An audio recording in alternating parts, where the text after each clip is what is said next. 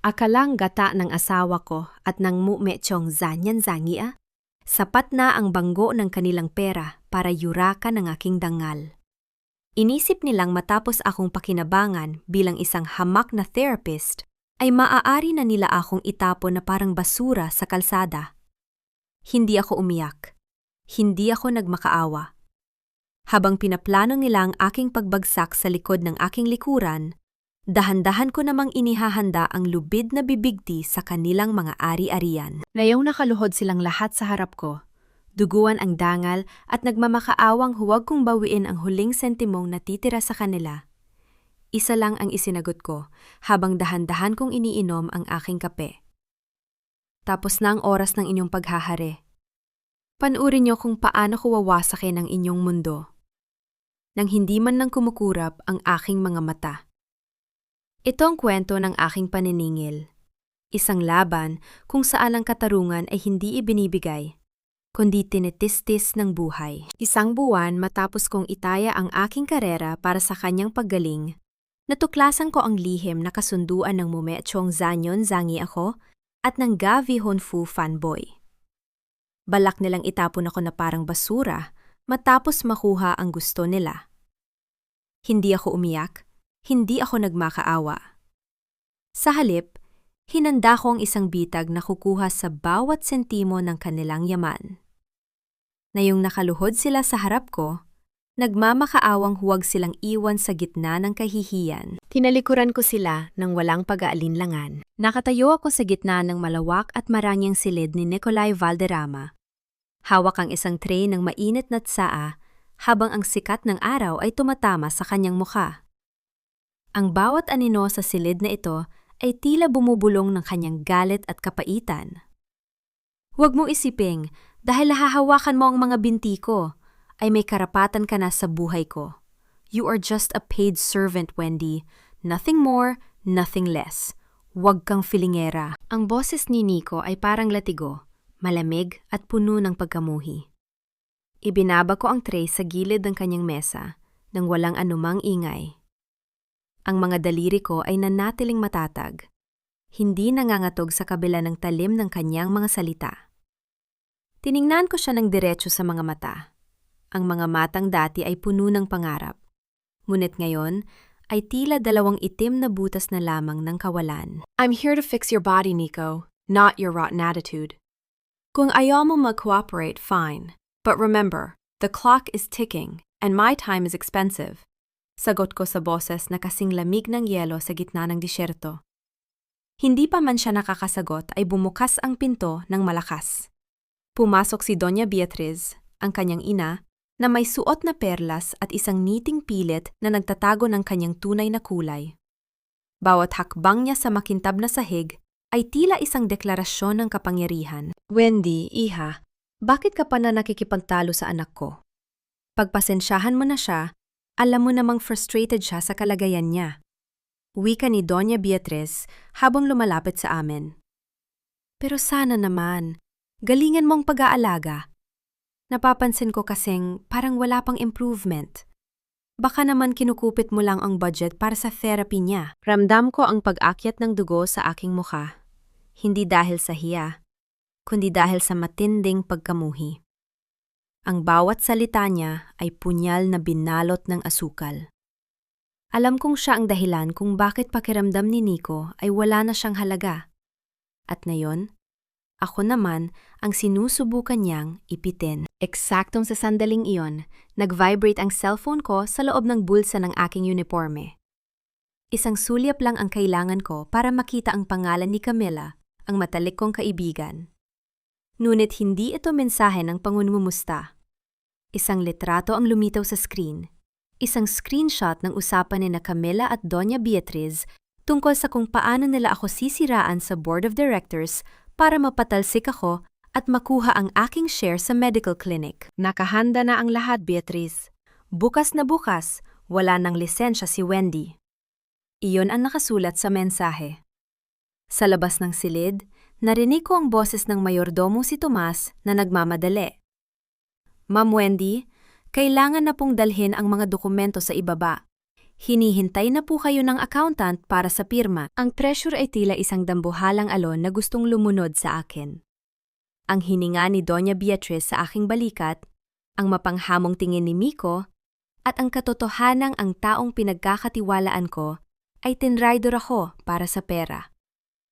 Sa loob ng ilang segundo, ang mundong binuo ko ng may katapatan ay gumuho, ngunit sa halip na bumagsak ang aking balikat, itinuwid ko ang aking tayo. Huminga ako ng malalim. Ang hangin sa aking baga ay tila naging bakal. Inilabas ko ang aking cellphone at mabilis na kinuha ang larawan ng bank statement na nakapatong sa mesa ni Nico. Isang dokumentong nagpapatunay na ang perang pilit na itinatago ni Doña Beatriz ay galing sa ilegal na transaksyon ng kumpanya. Hinarap ko si Doña Beatriz nang may tipid na ngiti. Ang aking mga mata ay walang mababakas na takot. Tanging isang malinaw na kalkulasyon. Don't worry, Doña Beatriz. I will make sure Nico gets exactly what he deserves. At tungkol naman sa budget, sigurado ho ba kayo na ako ang dapat ninyong bantayan? Tanong ko habang dahan-dahang itinatago ang cellphone. Tumingin ako kay Nico na tila naguguluhan sa aking biglang pagbabago ng aura. Buksan mo ang iyong mga mata, Nicolay. Ang kaaway ay hindi ang taong nagtutulak sa iyong tumayo, kundi ang taong gustang manatili kang nakaupo para patuloy ka nilang makontrol. Dinalaw ako ng isang kakaibang katahimikan. Kinuha ko ang aking bag at nagsimulang maglakad patungo sa pinto. Hindi ako lumingon. Hindi ko hinintay ang kanilang reaksyon. Bawat hakbang ko ay mabigat at may layunin. Ang bawat tibok ng aking puso ay tila isang tambol ng digmaan. Habang pababa ako ng hagdan, nakita ko si Camila na naghihintay sa akin sa sala. May suot na maskara ng pag-aalala. Ninitian ko siya. Isang ngiting kasing talim ng labaha. Hey Wendy, okay ka lang? Mukhang stress ka ah. Bati ni Camila habang pilit na humahawak sa braso ko. Inalis ko ang kanyang kamay nang may dahan-dahang puwersa. I'm perfectly fine, Camila. In fact, nayan ko lang naramdaman ang ganitong kalino ng isip. May ipapakita ako sa iyong sorpresa bukas. I'm sure magugustuhan mo. Iniwan ko siyang nakatayo doon. Ang kanyang muka ay dahan-dahang namutla habang napagtatanto niyang may mali sa aking boses. Lumabas ako ng mansyon at sinalubong ng malamig na hangin ng Cebu. Ang langit ay nagbabadya ng bagyo. Ngunit hindi ito sapat para pigilan ako. Pumasok ako sa loob ng aking sasakyan at agad na tinawagan ang aking abogado. Ilang oras bago mag-close ang bangko, I want all my accounts frozen at ihanda mo ang lahat ng records ng Valderrama Holdings. It's time for a cleanup. Utos ko habang pinaandar ang makina. Ang bawat detalye ng planong aking binuo sa loob lamang ng ilang minuto ay tila mga piraso ng puzzle na unti-unting nabubuo sa aking isipan. Hindi lang ito tungkol sa pag-alis sa impyernong ito. Ito ay tungkol sa pagsunog sa lahat ng tulay na maaari nilang gamitin para habulin ako. Ngunit bago ko tuluyang malayo ang sasakyan, napatingin ako sa isang lumang medalyon na nakasabit sa aking dashboard. Isang alaala mula kay Tomas na may nakasulat na isang kakaibang pangalan ng isang kumpanya na hindi ko kailanman narinig sa loob ng mansyon. Isang pangalan na magdadala sa akin sa isang katotohanang mas malalim pa sa pagtatraidor ni Camila at Doña Beatriz. Isang katotohanang maaaring magpabago sa kapalaran ng buong pamilya Valderrama at sa aking sariling pagkatao. Sino nga ba talaga si Nicolay Valderrama sa buhay ko? At bakit tila ang bawat hibla ng aming kapalaran ay nakabuhol sa isang krimen ng nakaraan? Ang araw na akala ng traidor kong kaibigan ay nanakaw na niya ang aking dangal, ibinigay ko ito sa kanya. Pero nakabalot sa isang demanda. Ngayong umiiyak siya sa likod ng mga rehas, nagmamakaawa para sa perang dati, ay malaya niyang nilulustay mula sa akin. Tiningnan ko lang ang aking relo at sinabing, tapos na ang oras mo. Hindi sapat ang luha para bayarang ang 10 taon ng pagsisipsip mo sa aking buhay. Sa loob ng isang pribadong opisina sa Valderrama Holdings, ang amoy ng mamahaling pabango at lumang papel ay tila sumasakal sa hangin. Nakatayo ako sa harap ng malawak na bintana, pinagmamasdan ang mga sasakyang nagmamadali sa ibaba. Habang sa likuran ko ay nararamdaman ko ang talim ng mga titig na gustong tumusok sa aking likuran. Wendy, please, huwag mo na itong pahirapan. Aminin mo na lang na kinuha mo ang records para ibenta sa kalaban. Mas mapapatawad ka pa ni Tita Beatrice kung magsasabi ka ng totoo. Ang boses ni Camila ay basag, puno ng pekeng awa na tila isang sirang plaka. Humarap ako ng dahan-dahan. Nakaupo si Doña Beatriz sa kanyang maranyang upuan habang si Nicolay ay nakaupo sa kanyang wheelchair sa gilid. Ang kanyang muka ay isang blankong pader ng kawalan ng tiwala.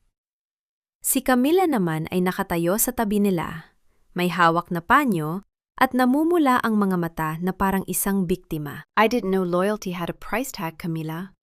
Magkano ang binayad sa iyo para magsinungaling ng ganito kapunyal? Ang aking boses ay hindi nang hinig. Ito ay patag, malamig, at direkta. How dare you! Sigaw ni Doña Beatriz habang hinahampas ang mesa. Ikaw na nga itong nadnakaw, ikaw pa itong may ganang mambintang. My son trusted you. I let you into our home at ito ang isusukli mo? Pulis! Tawagan ng pulis! Sa labas ng pinto, narinig ko ang mahihinang bulungan ng mga empleyado. Alam kong hinihintay nila ang aking pagbagsak, ngunit ang hindi nila alam, ang bawat segundo ng kanilang pag-atake ay isa lamang hakbang patungo sa kanilang sariling bitag. Kinuha ko ang aking tablet mula sa bag. Ang aking mga galaw ay tumpak at walang pag-aalinlangan. Hindi ko tiningnan si Nicolay dahil alam kong sa sandaling makita ko ang pag-aalinlangan sa kanyang mga mata, baka mabasag ang aking depensa. Ngunit kailangan kong maging matatag para sa aking sarili. Before you call the police, Doña Beatriz, why don't we look at the cloud logs? Iniharap ko ang screen sa kanila. The files were accessed at 2:14 a.m. from an IP address inside this very mansion. Specifically from the guest room where Camila stayed last night. Nakita ko ang panandaliang paghinto ng paghinga ni Camila. Ang kanyang mga kamay na hawak ang panyo ay nagsimulang manginig. That's impossible. Baka ginamit mo ang phone ko. You were in my room, Wendy. Kinuha mo ang phone ko habang natutulog ako. Mabilis na depensa ni Camila, ang kanyang boses ay tumataas na sa nerbiyos. Lumapit ako sa kanya ng dahan-dahan. Hindi ako sumisigaw. Ang distansya sa pagitan namin ay naging napakaliit na nararamdaman ko ang init ng kanyang takot. Inayos ko ang kanyang kwelyo ng may banayad na haplos, isang kilos na tila pagmamahal, ngunit puno ng banta. The truth is like a ghost, Camila. It follows you even when you turn off the lights. Bulong ko sa kanya, sapat lang para marinig ng lahat sa silid. Pinindot ko ang play sa isang audio file sa aking tablet. Ang boses na lumabas ay malinaw at hindi maikakaila. Siguraduhin mo hindi ito mahahalata, Camila. Kapag napaalis na natin si Wendy, ang klinik na iyon ay mapupunta sa atin. At si Nicolay? He's just a broken man. He'll believe anything I say. Ang boses ni Doña Beatriz ay umalingaw-ngaw, puno ng tawa at panunuya. Ang katahimikan na sumunod ay mas masakit pa sa anumang hiyaw. Ang mukha ni Doña Beatriz ay naging abo. Si Nicolay ay dahan-dahang tumingin sa kanyang ina. Ang kanyang mga kamao ay nakakuyom hanggang sa mamuti ang kanyang mga buko-buko. Mom, is this true? Ang boses ni Nicolay ay mababa, tila isang kulog na nagbabadya ng bagyo. Nico, anak, manipulated yan. Artificial intelligence. Wendy is trying to destroy our family. Nagsimulang mag-hysterical si Doña Beatriz, humahawak sa kanyang dibdib at tila nahihirapang huminga. Ang puso ko, Nico, ang puso ko. Tiningnan ko siya ng walang emosyon. ang kanyang pa-victim na akto ay hindi na bago sa akin. Nilapitan ko ang mesa at kinuha ang aking lisensya at mga gamit. Don't bother faking a heart attack, Doña Beatriz. Your blood pressure was 120 over 80 when I checked it an hour ago. You are perfectly healthy for someone so rotten inside, sabi ko habang isinusukpit ang aking bag. Hinarap ko si Nikolai. I came here to help you walk again, Nico. But I realized I cannot help a man who chooses to be blind. You have my resignation. And for the record, I already froze the joint account of the clinic. Hindi niyo makukuha ang kahit isang piso handang hindi natatapos ang audit. Lalakad na sana ako palabas nang biglang humarang si Camilla, ang kanyang muka ay puno na ng puot. You think you're so smart, Wendy? You have nothing. Isang hamak na physical therapist na lang. Hindi ko siya sinagot ng maingay. Sa halip, kinuha ko ang isang envelope mula sa aking bag. Ang envelope na ibinigay ni Tomas sa akin. Actually, Camilla, I have this. Ang listahan ng mga hidden accounts ni Doña Beatriz sa ilalim ng Valderrama Holdings. Ang audit ay hindi lang para sa klinik, kundi para sa buong kumpanya niyo. Iniwan ko silang estatwa sa gitna ng silid. Ang bawat hakbang ko sa lobby ng kumpanya ay tila isang martsa ng tagumpay. Ang mga empleyadong kanina ay nagbubulungan ay agad na nag-iwas ng tingin. Paglabas ko ng gusali, sinalubong ako ni Tomas sa tabi ng aking sasakyan. Ang kanyang mga mata ay puno ng kalungkutan, ngunit may halong paghanga. Ma'am Wendy, hindi pa ito tapos. Alam niyo na ba ang tungkol sa hidden account? Tanong niya sa isang mahinang boses. Hindi pa, Tomas, pero malalaman ko rin. Sagot ko habang binubuksan ang pinto ng sasakyan. Mag-iingat kayo. Ang pangalang nakasulat doon, hindi lang ito tungkol sa pera. Ito ay tungkol sa tunay na pumatay sa ama ni Nikolai. At sa tingin ko, ikaw lang ang makakapagbigay ng hustisya sa kanya. Ang huling mga salita ni Tomas ay nag-iwan ng isang malaking katanungan sa aking isipan. Pinaandar ko ang sasakyan at mabilis na lumayo. Ang ulan ay nagsimulang pumatak sa windshield. Bawat patak ay tila isang paalala na ang laban ay nagsisimula pa lamang. Ang aking kamay ay mahigpit na nakahawak sa manibela. Sino ang tunay na may-ari ng hidden account na yon? At bakit ang pangalang Alonzo, ang aking apelido, ay nakasulat sa ilalim ng mga transaksyong iyon 10 taon na ang nakakalipas? Sa araw na muli siyang nagpakita sa pintuan ng aking maliit na klinika, hindi dala ang kanyang karaniwang yabang, kundi ang isang hiling na binalot ng kawalan ng pag-asa. Nalaman kong ako na ang may hawak ng alas. Akala niya ay sapat na ang isang pirma sa blankong check para burahin ang lahat ng pambabastos ng kanyang ina.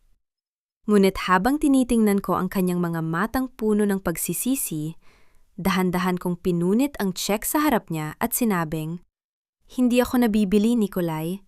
Pero kung gusto mong maglakad muli, matuto kang sumunod sa mga patakaran ko." Ang amoy ng antiseptic at lavender sa loob ng aking klinika ay nagbibigay sa akin ng katahimikan, isang malayo at payapang mundo mula sa nakakasakal na karangyaan ng mansyon ng mga Valderrama. Nakaupo ako sa likod ng aking mesa, tinitingnan ang mga x-ray ng mga pasyenteng tunay na gustong gumaling, nang marinig ko ang paghinto ng isang malaking sasakyan sa labas. Ang tunog ng mamahaling makina na unti-unting namamatay ay sapat na para malaman ko kung sino ang dumating. Bumukas ang pinto. Pumasok ang 2 bodyguard na may bitbit na wheelchair at doon nakaupo si Nikolai Valderrama. Hindi na siya ang haring nakaupo sa kanyang trono. Tila siya isang sugatang leon na pilit na nagtatago ng kanyang panghihina sa likod ng suot na mamahaling suit. "Wendy, we need to talk," bungad niya. Ang kanyang boses ay may bahid pa rin ng awtoridad, ngunit may kasama na itong panginginig na hindi ko napansin noon. Ipinagpatuloy ko ang aking ginagawa nang hindi siya tinitingnan. Ang tunog ng aking pen na sumusulat sa papel ay ang tanging ingay sa pagitan namin. "Tapos na ang oras ng shift ko, Mr. Valderrama. At kung tungkol ito sa trabaho, Maaari kang mag-set ng appointment sa sekretary ko sa susunod na buwan. I don't have a month. My mother, she's taking over everything. I found out that she's been mismanaging the funds. At si Camila, she's gone. Tumaka siya bitbit ang kalahati ng budget ng kumpanya. Mabilis niyang paliwanag, ang kanyang paghinga ay tila naghahabol. Ikaw lang ang nakakaalam ng totoo tungkol sa mga accounts. And I need you to get back into the mansion. Name your price. Ibinaba ko ang aking pen at tumingin sa kanya ng diretsyo. Ang lamig sa aking mga mata ay sapat na para pigilan ang anumang susunod niyang sasabihin. Price? Akala mo ba lahat ng bagay ay may presyo? I left that house for my dignity, Nikolai. Hindi mo kayang bayaran ang bawat insultong natanggap ko mula sa iyong ina habang ikaw ay nanonood lang. I was wrong, okay? I was blind! Sigaw niya.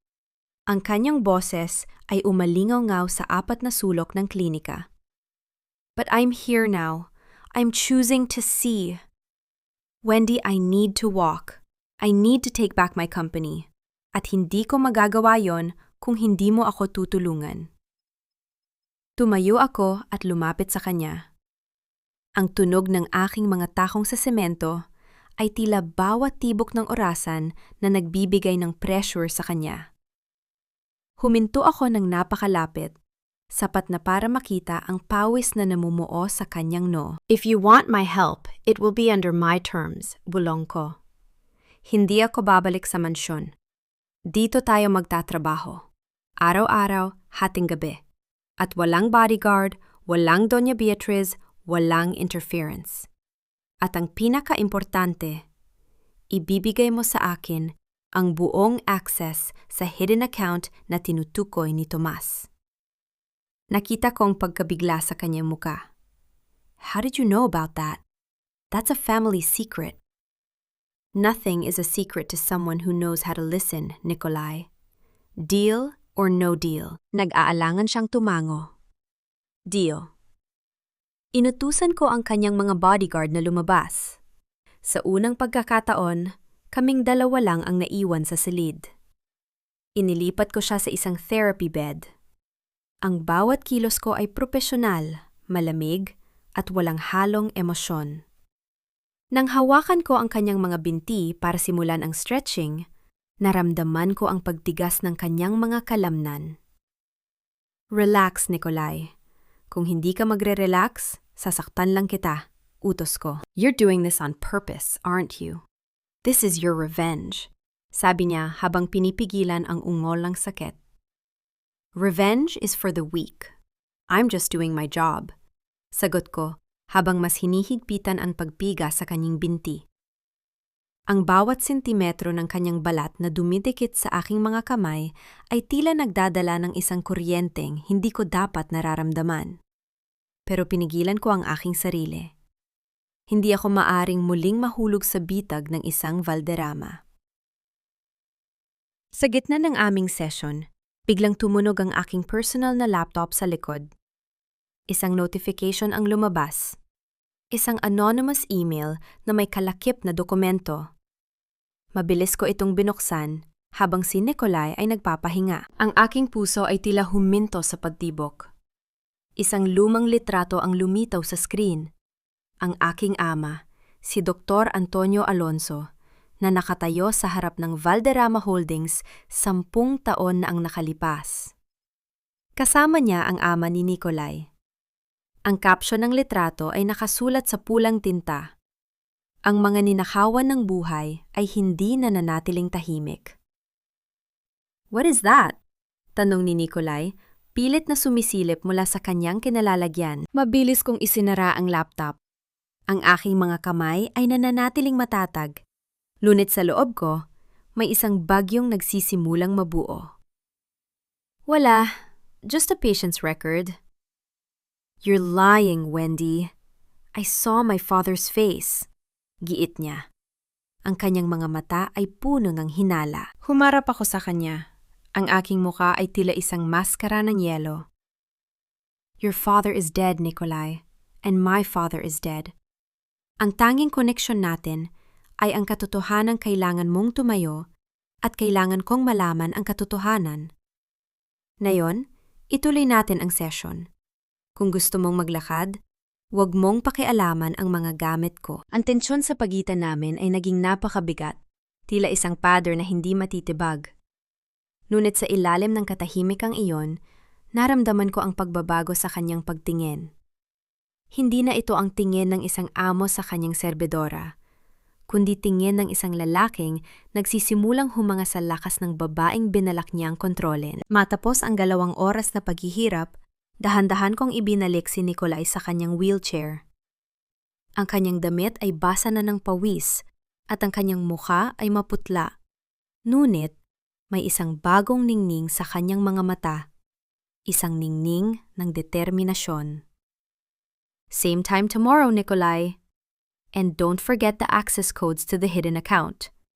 Kung wala yan bukas, huwag ka nang mag-abalang pumunta rito. Sabi ko, habang binubuksan ang pinto para sa kanyang mga bodyguard. Wendy, tawag niya bago siya tuluyang ilabas. Thank you for not giving up on me, even when I gave up on myself. Hindi ako sumagot. Pinanood ko silang umalis hanggang sa maglaho ang liwanag ng kanilang sasakyan sa dilim. Bumalik ako sa loob at muling binuksan ang laptop. Pinagmasdan ko ang litrato ng aking ama. Ang hidden account ay hindi lang tungkol sa pera. Ito ay isang listahan ng mga pangalan ng mga taong nagtaksil sa aking ama at naging sanhi ng kanyang aksidente.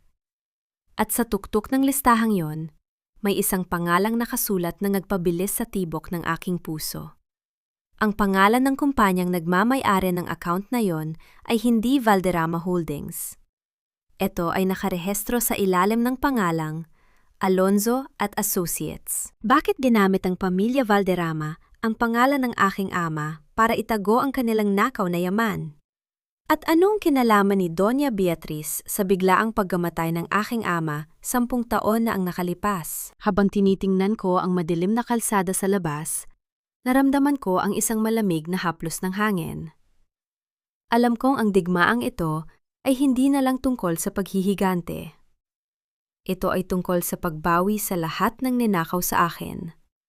Ang aking pangalan, ang aking pamilya, at ang aking kinabukasan. Ngunit bago ko pa man maisara ang aking klinika, narinig ko ang isang marahas na kalabog sa likurang pinto.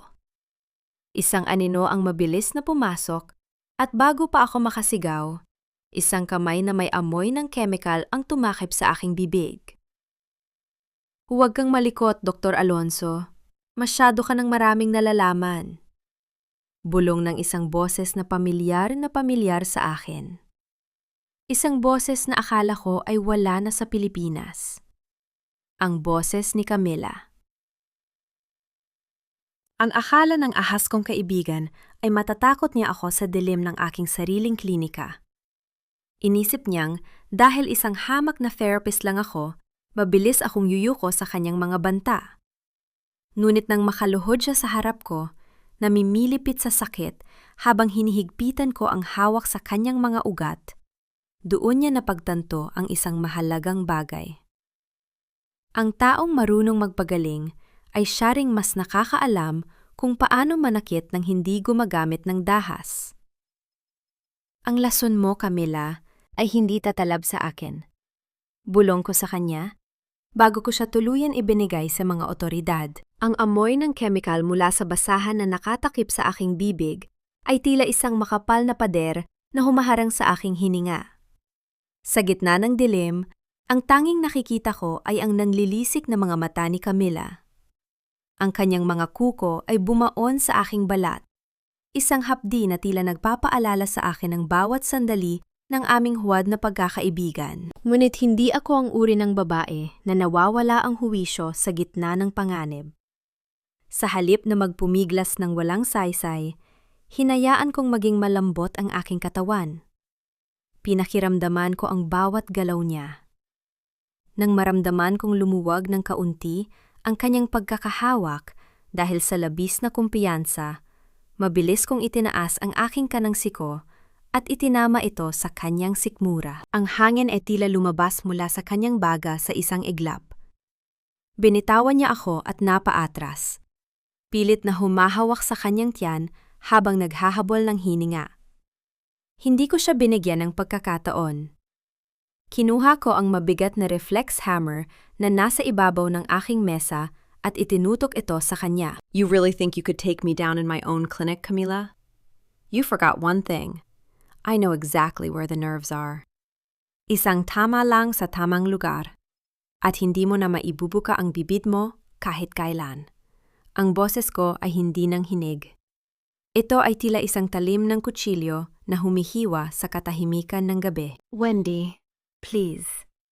Ang kanyang boses ay tila isang gasgas na tunog ng isang taong nagmamakaawa. Wala akong choice. Doña Beatriz, she has my family. Pinuwi niya ang lahat ng perang binigay niya sa akin. Sinabi niya, kailangan kong makuha ang laptop mo. Ang Alonzo file, kailangan niyang mabura iyon. Lumapit ako sa kanya. Ang bawat hakbang ko ay tila isang dambuhalang bigat na dumadagan sa kanyang pagkatao. The Alonzo file? So it's true. Ang pamilya Valderrama ang pumatay sa ama ko. At ikaw, dahil sa pera, naging kasabwat ka ng mga mamamatay tao. Hindi ko alam. I didn't know about the murder. Akala ko lang ay tungkol ito sa pera. Sigaw niya. Ang mga luha ay nagsimulang gumulong sa kanyang maruming muka. Eksaktong sa sandaling iyon, ang mga ilaw sa labas ng klinika ay biglang bumukas. Ang tunog ng mga sirena ay tila isang orkestra ng hustisya na papalapit. Ang pinto sa likuran ay bumukas ng marahas at pumasok ang dalawang bodyguard ni Nikolai. Kasunod ang isang lalaking pilit na tumatayo mula sa kanyang pagkakaupo sa sasakyan. Si Nikolai. Wendy, are you okay? Ang boses ni Nikolai ay puno ng tunay na pag-aalala. Isang bagay na hindi ko inasang makikita sa isang lalaking tulad niya. Tumingin ako sa kanya. Pagkatapos ay kay Camila na ngayon ay nakahandusay na sa sahig, humihitpi. I'm fine, Nico. But your guest here was just about to tell me more about how your mother destroyed my family. Nakita ko ang sakit at kahihiyan sa mga mata ni Nikolai. Tumingin siya kay Camila nang may matinding pagkamuhi. Dalhin siya sa labas. Ibigay siya sa pulis. I want her charged with attempted murder and robbery. Siguraduhin niyo na hindi na siya makakalabas kahit kailan. Nang mailabas na si Camila, muling binalot ng katahimikan ng klinika. Si Nikolai ay dahan-dahang lumapit sa akin gamit ang kanyang saklay. Ang bawat hakbang niya ay tila isang sakripisyo. I saw her sneak in. My security tracked her signal mula pa sa mansyon. Paliwanag niya. Wendy, I am sorry. Hindi ko alam na aabot sa ganito ang desperasyon ng ina ko. Your apology won't bring back my father, Nikolai. Sagot ko habang inaayos ang aking nagulong buhok. And it won't erase the fact na ang pangalan ng tatay ko ay ginagamit niyo para itago ang inyong mga illegal na yaman. I will help you find the truth, pangako niya. Ang kanyang mga mata ay nanatiling nakatitig sa akin. I will give you everything. Access to my father's private safe, the ledgers, the documents.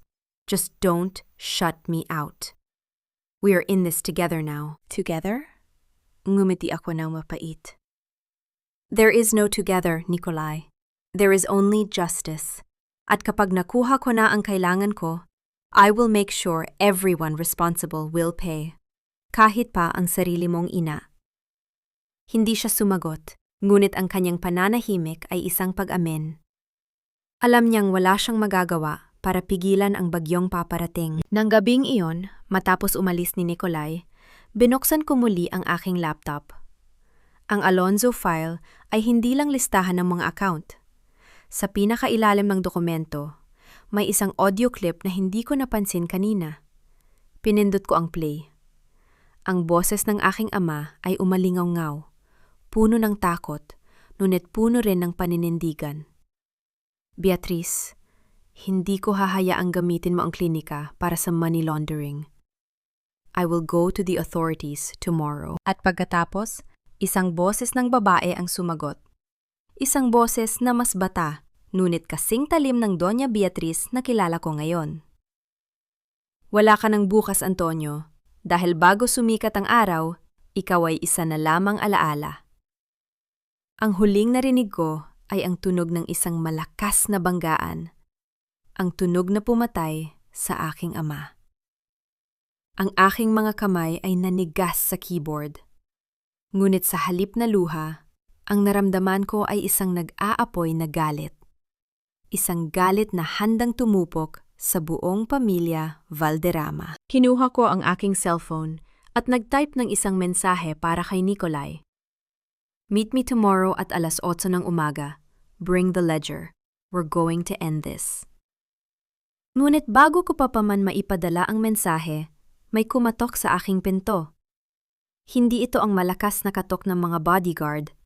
Ito ay isang mahina, tila nagmamakaawang katok. Nang buksan ko ang pinto, tumambad sa akin ang isang babaeng nakatalukbong ng itim. Nang ibaba niya ang kanyang hood, halos malaglag ang aking puso. Si Doña Beatriz. Ngunit hindi siya ang mapagmataas na reyna ng mansyon. Ang kanyang muka ay puno ng pasa, ang kanyang mga mamahaling alahas ay wala na, at ang kanyang mga mata ay puno ng tunay na takot. Wendy, iligtas mo ako, bulong niya. Hindi ako ang pumatay sa tatay mo. Ang asawa ko, ang tatay ni Nikolai, hindi siya namatay. 10 taon na ang nakalipas. Buhay siya, at siya ang paparating para sa ating lahat. Ang akala ng lahat ay nabaon na sa limot ang mga kasalanan ng nakaraan kasabay ng paglilibing sa haligi ng tahanan ng mga Valderrama. Ngunit sa gabing ito, habang nakatingin ako sa nanginginig na mga kamay ng babaeng dati ay reyna ng kalupitan, natanto ko na ang bawat luha ko noon ay siningil na ng tadhana. Hindi ko kailangan ng armas para pabagsakin siya. Ang sarili niyang takot ang unti-unting pumapatay sa kanya. Habang nagsusumamo siya para sa aking proteksyon, isa lang ang nasa isip ko. Ang katarungan ay hindi laging dumarating sa paraang inaasahan natin. Ngunit dumarating ito nang may kasamang matinding hagupit. Pinagmasdan ko si Doña Beatriz habang pilit siyang humahawak sa gilid ng aking mesa. Ang kanyang mamahaling seda na damit ay punit-punit na, at ang kanyang buhok na dati ay maayos na nakaayos ay parang pugad ng ibon na puno ng dumi at tuyong dahon. Walang bakas ng otoridad sa kanyang mga mata, tanging ang malabong refleksyon ng isang taong nakakita ng multo. Buhay siya, Wendy. Hindi namatay si Mariano, 10 taon na ang nakalilipas.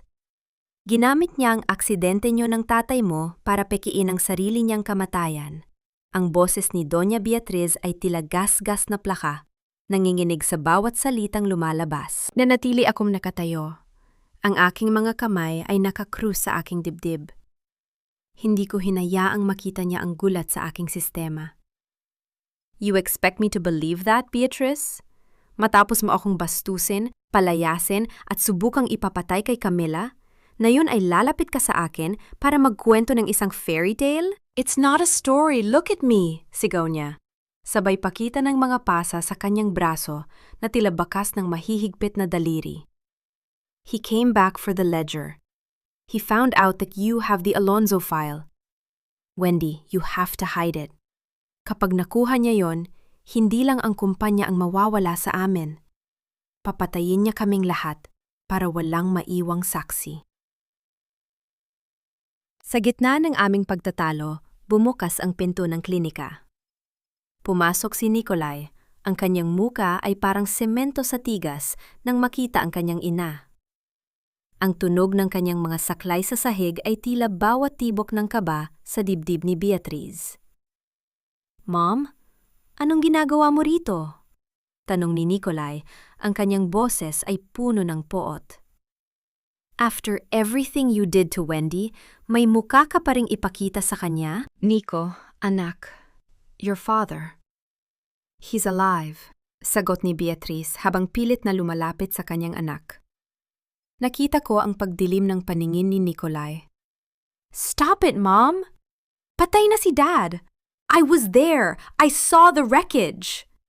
You saw what he wanted you to see, giit ng matandang babae. Lumapit ako sa kanila. Ang bawat hakbang ko ay kalkulado. Inilabas ko ang aking tablet at muli kong binuksan ang Alonzo file. Sa pagkakataong ito, hindi ko tiningnan ang mga numero, kundi ang mga petsa ng transaksyon pagkatapos ng deklarasyon ng pagkamatay ni Don Mariano Valderrama. Ang aking mga mata ay naningkit. May mga pirma doon na bagamat pilit na binago, ay may pamilyar na kumpas na tanging ang isang arhitekto ng pera ang makakagawa. He's right, Nico. Sabi ko sa isang mahinahong boses na kasing lamig ng hangin sa hating gabi. Look at the dates. These accounts were accessed and moved 3 years after your father's funeral. At ang ginamit na passkey ay ang birthday ng tatay ko. My father wasn't just a victim. He was a pawn that your father used and then discarded like trash. Napaupo si Nikolai sa isang upuan. Ang kanyang buong katawan ay tila nawala ng lakas. Ang katotohanang ang kanyang bayaning ama ay isang kriminal na nagtago sa anino ay tila isang malakas na sampal sa kanyang pagkatao. He's coming, Wendy, bulong ni Beatriz. Ang kanyang mga mata ay nakapako sa madilim na bintana ng aking klinika. He knows the file is here. Eksaktong sa sandaling iyon, ang lahat ng ilaw sa loob ng klinika ay biglang namatay. Ang katahimikan ay naging napakabigat, tila isang kumot na bumabalot sa aming tatlo. Naririnig ko ang mabilis na paghinga ni Beatriz at ang mahinang pagmura ni Nikolai sa dilim. Stay down. Huwag kayong gagalaw. Utos ko sa kanila. Ang aking puso ay tumitibok ng mabilis, ngunit ang aking isip ay nananatiling matalas. Alam ko ang bawat sulok ng klinikang ito. Narinig ko ang mahinang tunog ng pagpihit ng doorknob sa likurang pinto. Hindi ito ang marahas na pagpasok ni Camilla. Ito ay dahan-dahan, tumpak at nakakatakot. Ang tunog ng mga yabag ng sapatos sa makinis na tiles ay tila isang nakakabinging orasan ng kamatayan. Kinuha ko ang aking surgical scalpel mula sa lagayan, malapit sa aking mesa. Hindi ko ito gagamitin para pumatay, kundi para ipagtanggol ang huling piraso ng katotohanang iniwan ng aking ama. I know you're in there, Wendy Alonzo. Ang boses na umalingaw-ngaw sa dilim ay malalim, garalgal, at puno ng isang uri ng kapangyarihan na tila nanggagaling sa kailaliman ng lupa. Ibigay mo sa akin ang dokumento at hahayaan ko kayong mabuhay. Pero kung pipiliin mong maging matigas ang ulo, tatapusin ko ang sinimulan ko 10 taon na ang nakalilipas sa kalsada ng Cebu. Naramdaman ko ang paghawak ni Nikolai sa aking kamay sa gitna ng dilim. Ang kanyang hawak ay mahigpit, isang tahimik na pangako na hindi niya ako pababayaan. Ngunit alam ko, sa labanang ito, ako ang dapat mamuno. Hindi na ako ang batang babaeng umiiyak sa tabi ng wasak na sasakyan, Don Mariano. Sagot ko, ang aking boses ay matatag at walang bahid ng takot. Ang Alonzo file ay hindi mo na makukuha. Dahil sa sandaling mamatay ang mga ilaw, naipadala na ito sa lahat ng major news outlets sa bansa. You're not a ghost anymore. You're a hunted man. Isang sandali ng nakakangilong katahimikan ang sumunod. Pagkatapos, ang tunog ng isang malakas na pagbasag ng salamin ang bumasag sa gabi. Isang itim na usok ang biglang bumalot sa silid. Mula sa isang bagay na inihagis sa loob, "Takbo!" sigaw ni Nikolai. Sa gitna ng kaguluhan at usok, naramdaman ko ang isang malakas na paghila sa aking braso. Ngunit hindi ito si Nikolai. Ang amoy ng mamahaling tabako at lumang katad ay humahalimuyak sa aking ilong. You have your father's eyes, Wendy. Too bad they won't see the sunrise tomorrow. Bulong ning misteryosong lalaki sa aking tainga. Bago ko pa man maitama ang aking scalpel, isang matigas na bagay ang tumama sa aking batok. Ang huling nakita ko ay ang anino ng isang lalaking nakatayo sa gitna ng usok, hawak ang aking laptop, habang ang liwanag ng papalapit na mga sasakyan sa labas ay tila mga mata ng isang dambuhalang naghihintay na lamunin kaming lahat. Akala ng matandang Valderrama na dahil hawak niya ang aking katawan, ay hawak na rin niya ang aking kapalaran. Hindi niya alam, ang bawat minutong kinakausap niya ako ay 1 minutong inuubos ko ang kanyang oras. Habang pinagbabantaan niya ang aking buhay, dahan-dahan ko namang binubura ang kanyang imperyo mula sa anino. Ang isang Alonzo ay hindi marunong sumuko. Kami ay marunong lamang maghintay ng tamang pagkakataon para maningil. Nagising ako sa isang silid na amoy lumang kahoy at alikabok. Malamig ang semento sa ilalim ng aking mga paa at ang bawat hininga ko ay may kasamang lasa ng kalawang. Hindi ako sumigaw. Ang pagsigaw ay para sa mga taong umaasang may magliligtas sa kanila. Sa mundong kinalakihan ko, ang tanging tagapagligtas ko ay ang aking sariling isip. Ang marahas na pagbukas ng mabigat na pinto ay nagpadala ng isang malamig na hangin sa silid. Pumasok ang isang lalaki na may tindig na tila isang hari ng kadiliman. Kahit na tumanda na siya, ang mga mata ni Don Mariano Valderrama ay nananatiling kasing talim ng mga balisong. You have your father's stubbornness, Wendy, bungad niya habang dahan-dahang lumalapit sa akin. Inilapag niya ang aking laptop sa isang silyang kahoy sa harap ko. Tell me the password to the encrypted sector of the Alonzo file, and I might let you see the sunrise. Tumingin ako sa kanya ng walang kaba. Ang aking muka ay tila isang lawa na walang kahit anong alon. Ang password ay hindi mahalaga, Don Mariano. Ang mahalaga ay ang katotohanang nakasulat doon. Alam nating dalawa na hindi lang pera ang kinuha mo sa tatay ko. Kinuha mo rin ang patent para sa bagong teknolohiya ng medical rehabilitation na siya ang nakadiskubre. You built your empire on a stolen dream. Business is war, iha. At sa giyera, ang mga mahihina ay kailangang isakripisyo. Sagot niya nang may kasamang mapait na tawa. Kung ganoon, bakit ka natatakot sa isang mahinang katulad ko? Mabilis kong hirit. Kung talagang kontrolado mo ang lahat, bakit kailangan mo pang magtago sa dilim sa loob ng 10 taon? You're not a legend, Mariano. You're just a coward, hiding from the law and from your own son. Isang malakas na sampal ang dumapo sa aking pisingi. Ang lasa ng dugo ay agad na kumalat sa aking bibig, ngunit hindi ko inalis ang aking tingin sa kanya. Sa halip, niinitian ko siya, isang niting puno ng panunuya. Isyan lang ang kaya mo? Isang sampal mula sa isang matandang lalaking hindi man lang makatayo ng tuwid ng walang gamot? Pang-uuyam ko. Sa kabilang banda, sa loob ng klinika, si Nikolai ay pilit na kumikilos sa gitna ng usok na unti-unti nang nawawala. Ang bawat galaw niya ay isang paghihirap. Ngunit ang takot na mawala si Wendy ay mas matindi kaysa sa sakit ng kanyang mga binti. Nakita niya ang isang maliit na tracker device sa ilalim ng mesa ni Wendy. Isang bagay na alam niyang iniwan ni Wendy para sa kanya. Tomas, ihanda ang sasakyan. Alam ko kung nasaan sila. Ang boses ni Nikolai ay puno ng isang uri ng determinasyon na ngayon ko lang narinig. Hindi na siya ang lalaking nakaupo sa wheelchair na naghihintay ng awa. Siya ay isang Valderrama na handang wasakin ang sarili niyang kadugo. Balik sa madilim na silid, kinuha ni Don Mariano ang isang hiringgilya mula sa kanyang bulsa. Ang liwanag ng bumbilya ay tumama sa matalas na karayom. I tried to be nice, Wendy.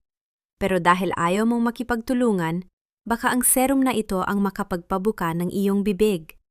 It's a neurotoxin. Isang maling galaw at ang iyong mga nerves ay permanenteng mapaparalisa. Just like what I did to Nikolai's car 10 years ago. Pag-amin niya nang walang anumang pagsisisi. Ang aking puso ay bumilis ang tibok. Ngunit nanatili akong nakatitig sa kanya. Wait, sabi ko. Ang aking boses ay sadyang naging mahina. Kung ibibigay ko ang password, mangangako ka bang hindi mo sasaktan si Nikolai? I don't make promises to pawns. Sagot niya habang dahan-dahang inilalapit ang karayom sa aking leeg. Then you should know one thing, bulong ko. Ang aking mga mata ay biglang nagningning sa tagumpay. The laptop you took has a dead man switch. Sa sandaling buksan mo ang encrypted sector nang hindi dadaan sa aking biometric scan, ang lahat ng files ay otomatikong maiu-upload sa cloud at ipapadala sa NBI. You just triggered your own destruction, Mariano. Ang mukha ni Don Mariano ay naging abo. Mabilis niyang tiningnan ang laptop at doon niya nakita ang isang timer na nagsimulang mag-countdown sa screen.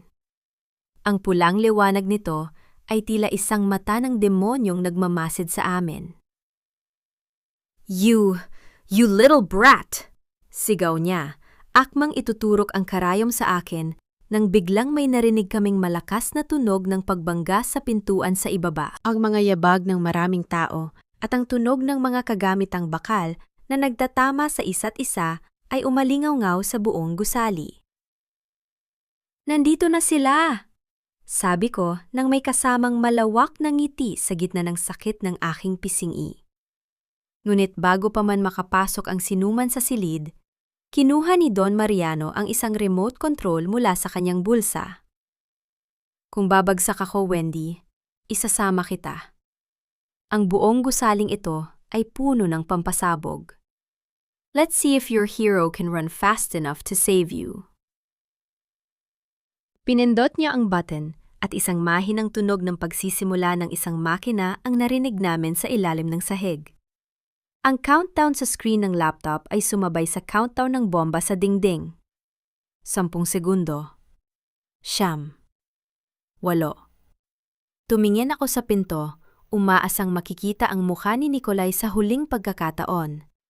Ngunit ang tanging nakita ko ay ang anino ni Don Mariano na mabilis na tumatakas sa isang lihim na lagusan, iniwan akong nakatali sa gitna ng isang nagbabadyang kamatayan. Sa bawat segundong lumilipas, habang nakatingin ako sa mapulang liwanag ng kamatayan, hindi takot ang namamayani sa aking sistema, kundi isang malamig na poot. Akala ng matandang Valderrama ay sapat na ang apoy para burahin ang katotohanan, pero hindi niya alam na sa gitna ng abo, mas lalong nagniningning ang ebidensya.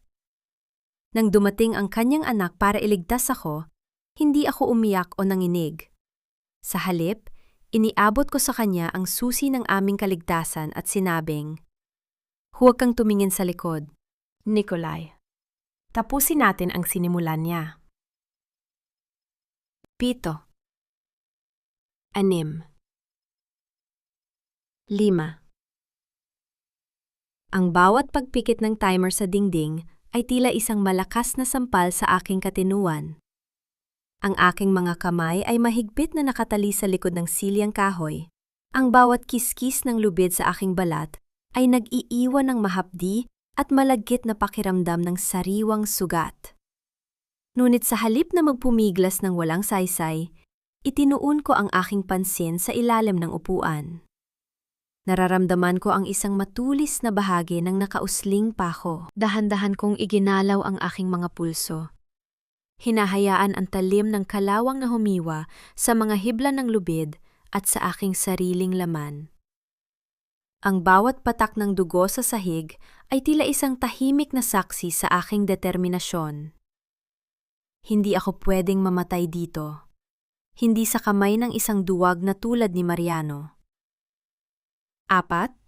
3. Bumukas ng marahas ang pinto sa itaas ng hagdanan. Isang anino ang mabilis na bumaba. Ang tunog ng mabibigat na yabag at ang kalansing ng bakal ay umalingaw-ngaw sa buong bodega. Si Nikolay. Ang kanyang muka ay basang-basa ng pawis. Ang kanyang mga mata ay nanlilisik sa galit at pag-aalala habang pilit niyang iginigit-git ang kanyang katawan pababa gamit ang lakas ng kanyang mga braso at isang saklay. "Wendy, get out of there! Ilang segundo na lang!" sigaw niya. Ang boses ay tila isang sugatang hayop na nagmamakaawa. "Nico, huwag kang lalapit. May wire sa ilalim ng pinto."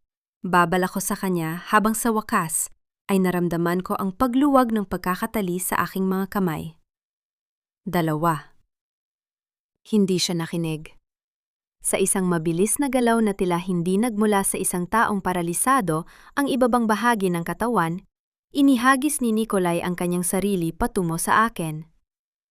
Naramdaman ko ang bigat ng kanyang katawan nang daganan niya ako. Ang kanyang mga braso ay bumalot sa aking ulo bilang proteksyon.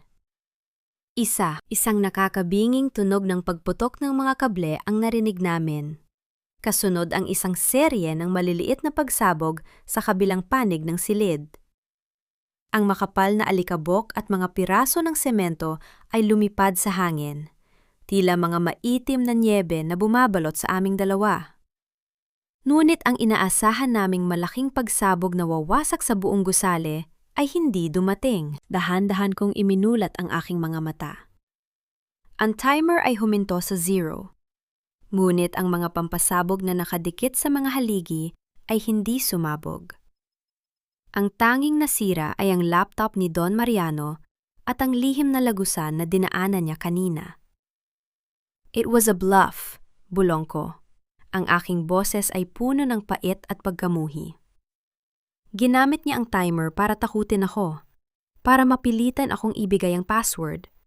Pero ang tanging balak niya ay ikulong ako rito habang sinisira niya ang mga ebidensya. Naramdaman ko ang panginginig ng mga braso ni Nikolai habang dahan-dahan siyang kumakawala sa pagkakayakap sa akin. Ang kanyang mga mata ay nakapako sa aking mga sugat sa pulso. "I'm sorry, Wendy. I'm so sorry." Bulong niya. Ang kanyang boses ay puno ng pagsisisi. Inayos ko ang aking sarili at tumayo ng diretso sa kabila ng hapdi ng aking mga sugat. Don't be sorry, Nikolai. Be angry. Dahil sa sandaling ito, hindi na lang katarungan para sa tatay ko ang kailangan natin. Kailangan na nating tapusin ang halimaw na binuo ng pamilya mo. Kinuha ko ang aking tablet na himalang hindi nasira sa gilid ng silid. Binuksan ko ang screen at isang maliit na asul na ilaw ang nagpakita na ang upload ay nakumpleto na. The dead man's switch worked. Sabi ko nang may malamig na ngiti.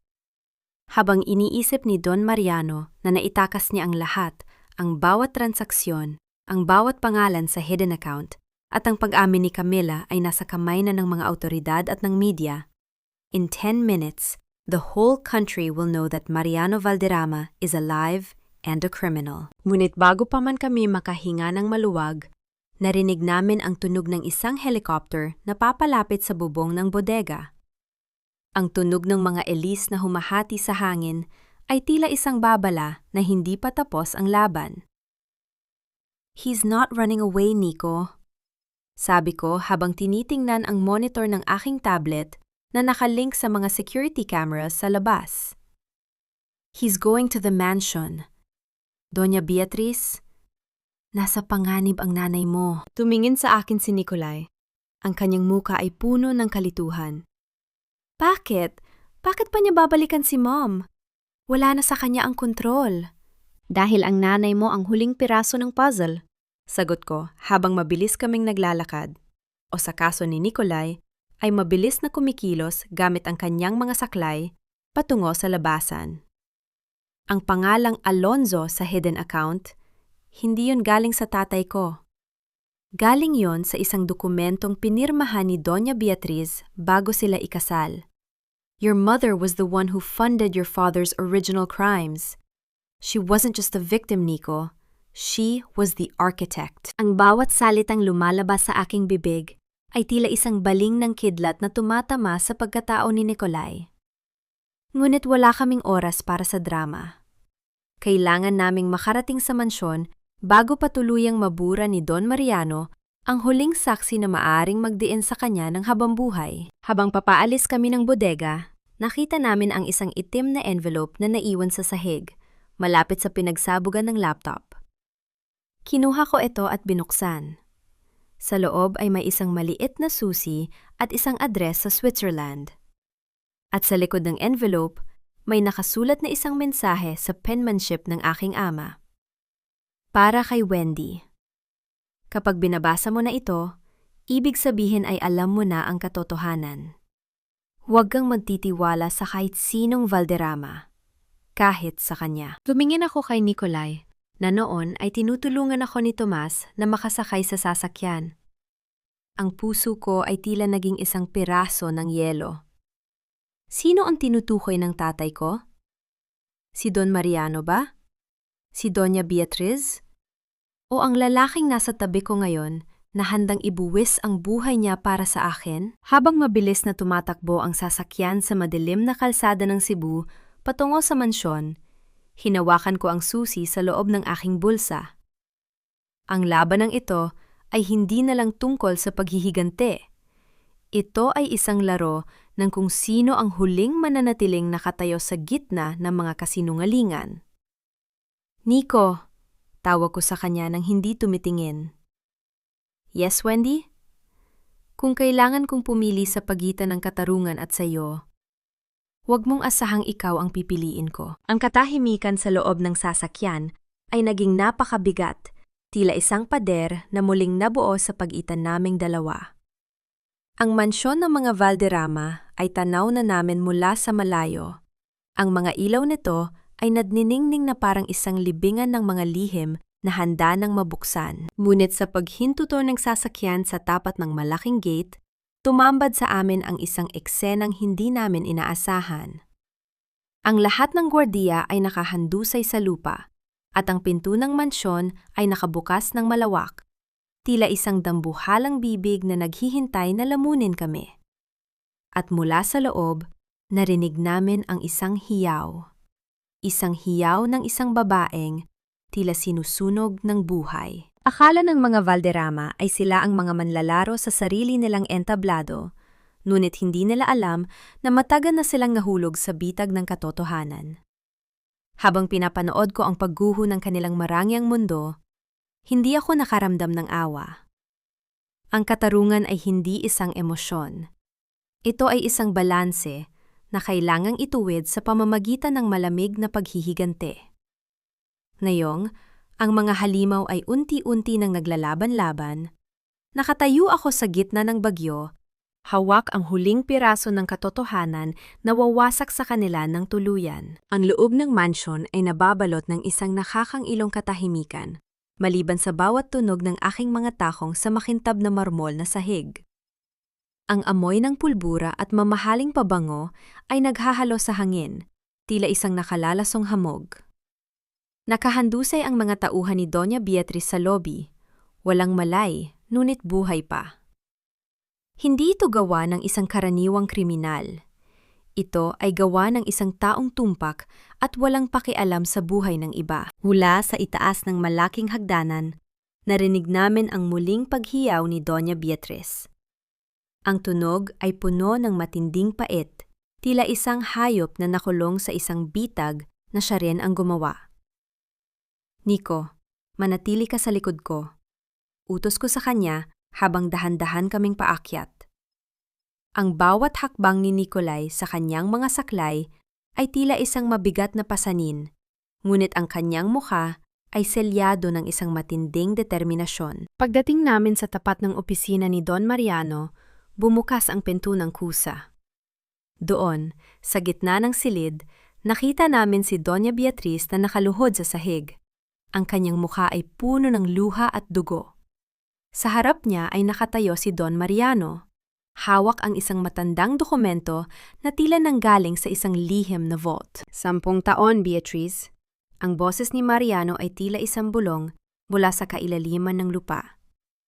10 taon akong nagtago dahil inakala kong ang pamilya ni Antonio Alonso ang nagtaksel sa akin.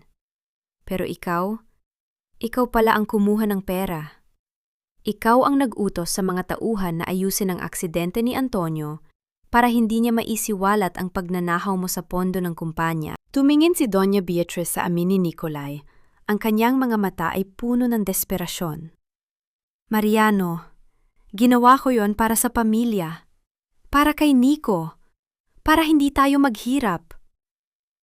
Huwag mong gamitin ang pangalan ko sa mga kasalanan mo, Mom. Sigaw ni Nicolay. Ang boses niya ay nanginginig sa matinding galit. Pinaslang mo ang tatay ni Wendy dahil sa pera? Sinira mo ang buhay ng maraming tao para sa mansyong ito? Humakbang ako sa gitna nila. Ang aking muka ay walang mababakas na awa. Tumpak ang bawat galaw ko habang inilalabas ko ang susi na nakuha ko mula sa bodega. Actually, Don Mariano, pareho kayong nagkakamali.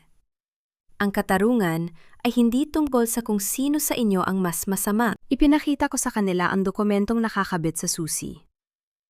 Ang perang kinuha ni Doña Beatriz ay hindi napunta sa pamilya Valderrama. Napunta ito sa isang offshore account na nakapangalan sa isang tao na akala nyo ay matagal na ring nawala. Binuksan ko ang screen ng aking tablet at iniharap ito sa kanila. May pangatlong tao sa likod ng aksidente. 10 taon na ang nakalilipas. Isang taong ginamit ang inyong kasakiman para pag-awayan ang pamilya Alonzo at Valderrama.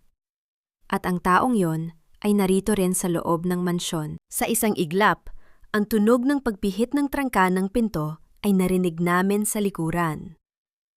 Pumasok ang mayordomong si Tomas, ngunit hindi na siya ang mapagkumbabang lingkod na kilala namin. May hawak siyang isang baril, at ang kanyang mga mata ay kasing lamig ng yelo. Tomas? Gulat na tanong ni Nicolay. Masyado kang matalino, Wendy. Katulad ka ng iyong ama. Wika ni Tomas habang dahan-dahang itinatapat ang baril sa aming lahat. 10 taon ako naghintay. 10 taon kong pinanood ang mga Valderrama na ubusin ang isa't isa, habang ako ang unti-unting kumukuha ng yaman nyo sa dilim. Ako ang Alonzo na nakalimutan ng lahat. Ang kapatid ni Antonio na itinaboy nyo dahil sa isang pagkakamali na hindi ko naman ginawa. Ang bawat salita ni Tomas ay tila isang sampal sa aking pagkatao. Ang tito ko? Ang taong pinagkatiwalaan ko sa loob ng mansyon ay ang siyang mastermind ng lahat? Ikaw ang pumatay kay Papa? Ang boses ko ay halos maglaho sa tindi ng sakit. Ngunit pinanatili ko ang aking tatag. Ang aking kamay sa loob ng bulsa ay mabilis na pinindot ang alarm signal sa aking rilo. Hindi ko siya pinatay, Wendy. Pinili niyang mamatay para protektahan ka. Inakala niyang sa pagpirma sa mga dokumentong ito, titigil na ako. Pero hindi ako tumigil hanggat hindi ko nakukuha ang buong Valderrama Holdings. Sagot ni Tomas nang may halong panunuya. Tumingin ako kay Nicolay. Sa gitna ng kaguluhan, nakita ko ang isang mabilis na senyales mula sa kanya.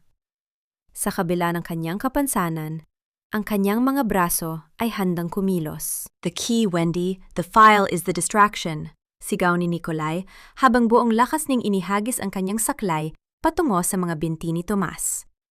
Ang tunog ng pagbagsak ng saklay sa tiles ay sinabayan ng isang malakas na pagputok ng baril. Naramdaman ko ang init ng bala na dumaan sa gilid ng aking braso. Sa isang mabilis na galaw, kinuha ko ang mabigat na vase sa mesa at inihagis ito patungo sa bintana, na lumika ng isang nakakabinging tunog ng pagbasag ng salamin. Ngayon na! Sigaw ko. Bumukas ang pinto ng opisina at pumasok ang mga otoridad na kanina pa nakaabang sa labas ng gate. Ang tunog ng mga yabag ng mga pulis at ang sigaw ng mga utos ay pumuno sa silid. Sa gitna ng usok at kaguluhan, nakita ko si Tomas na pilit na tumatakas patungo sa balkonahe. Ngunit mabilis siyang naharang ng mga tauhan ng NBI. Nang humupa ang tensyon, lumapit ako kay Doña Beatriz na ngayon ay tulala na sa sahig. Tiningnan ko rin si Don Mariano na ngayon ay nakaposas na habang nakaupo sa kanyang silya. Wala silang naiwan, kundi ang kahihiyan ng kanilang mga nakaraan. Tapos na ang laro nyo, sabi ko sa kanila nang may malamig na paninindigan. Ang mansyong ito, ang kumpanya, at ang bawat sentimong ninakaw nyo ay babalik sa mga tunay na biktima. At kayo? Mabubulok kayo sa kulungan habang pinapanood ang tagumpay ng pangalang Alonzo. Humarap ako kay Nicolay. Nakaupo siya sa sahig, pagod na pagod, ngunit buhay pa. Ang kanyang mga mata ay puno ng mga katanungan. Wendy, ang letter ni Antonio. Ang sinabi niyang, huwag magtiwala kahit sa kanya. Bulong ni Nicolay. Hindi ikaw ang tinutukoy niya, Nico. Sagot ko habang ipinapakita ang likod ng litrato ni Tomas na nakita ko sa envelope. Ang tinutukoy niya ay ang taong pinakamalapit sa amin, ang kanyang sariling kapatid. Lumapit ako kay Nikolai at inilahad ang aking kamay.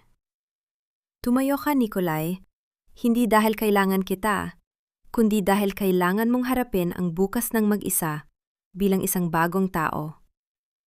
Tinanggap niya ang aking kamay, at sa unang pagkakataon, naramdaman ko ang isang tunay na koneksyon na hindi nabuo sa kasinungalingan. Ngunit bago pa kami makalabas ng silid, may isang maliit na tunog ng pag-vibrate mula sa bulsa ni Tomas habang dinadala siya palabas. Isang mensahe ang lumitaw sa screen ng kanyang phone na nalaglag sa sahig. Isang mensahe mula sa isang hindi kilalang numero. Ang unang yugto ay tapos na. Hihintayin kita sa Switzerland, Dr. Alonso. Ang aking puso ay tila huminto sa pagtibok. Sino ang Dr. Alonso na tinutukoy sa mensahe? Buhay ba ang aking ama? O may isa pang lihim na mas malalim pa sa pagtatraidor ng aking tito? Tumingin ako sa labas ng bintana sa papalubog na araw sa Cebu.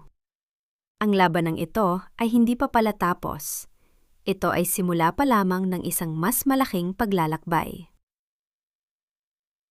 Akala ng lupo ng mga direktor na dahil pinalaki silang may gintong kutsara sa bibig, ay madali nilang mayayurakan ang danggal ng isang hamak na therapist na tulad ko. Akala nila, ang pagbagsak ni Doña Beatriz ay pagkakataon para sipsipin ang natitirang yaman ng Valderrama Holdings. Pero sa sandaling pumasok ako sa boardroom, bit-bit ang mga dokumentong magpapakulong sa bawat isa sa kanila. Doon nila naramdaman ang tunay na takot. Hindi kailangan ng malakas na boses para magpatahimik ng mga buwaya. Sapat na ang isang malamig na titig at ang katotohanang hawak ko na ang leeg nila. Nakatayo ako sa dulo ng mahabang mesa ng boardroom. Ang malamig na hangin mula sa aircon ay tila humahalik sa aking balat. Ang bawat isa sa mga direktor ay nakatingin sa akin ng may halo ng pagkamuhi at pangungutya. Sa kanilang mga mata, isa lamang akong intruder. Isang babaeng nanggulo sa kanilang komportableng mundo. You have no right to be here, Ms. Alonso. You are just a medical consultant. Ang shares ni Doña Beatriz ay hindi otomatikong mapupunta sa iyo. Ang boses ni Attorney Salcedo, ang pinakamatandang miyembro ng board, ay puno ng pang-iinsulto. Inayos ko ang aking salamin at dahan-dahang inilapag ang isang itim na folder sa ibabaw ng makintab na mesa. Ang tunog ng pagbagsak ng folder sa kahoy ay tila isang hatol na umalingaw-ngaw sa buong silid. Hindi ko kailangan ang shares ni Doña Beatriz, attorney. Sagot ko sa boses na kasing patag ng linya sa isang heart monitor ng patay. Dahil ang lahat ng assets na hawak niyo ngayon ay nakarehistro sa ilalim ng Alonso at Associates. Ang kumpanyang ninakaw niyo 10 taon na ang nakalipas. I am not here to ask permission.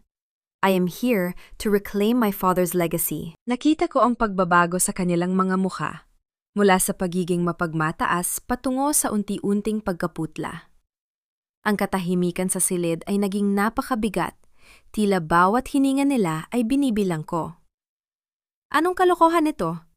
Singhal ng isa pang direktor habang pilit na binubuksan ang folder. Basahin niyo ang pahina 4.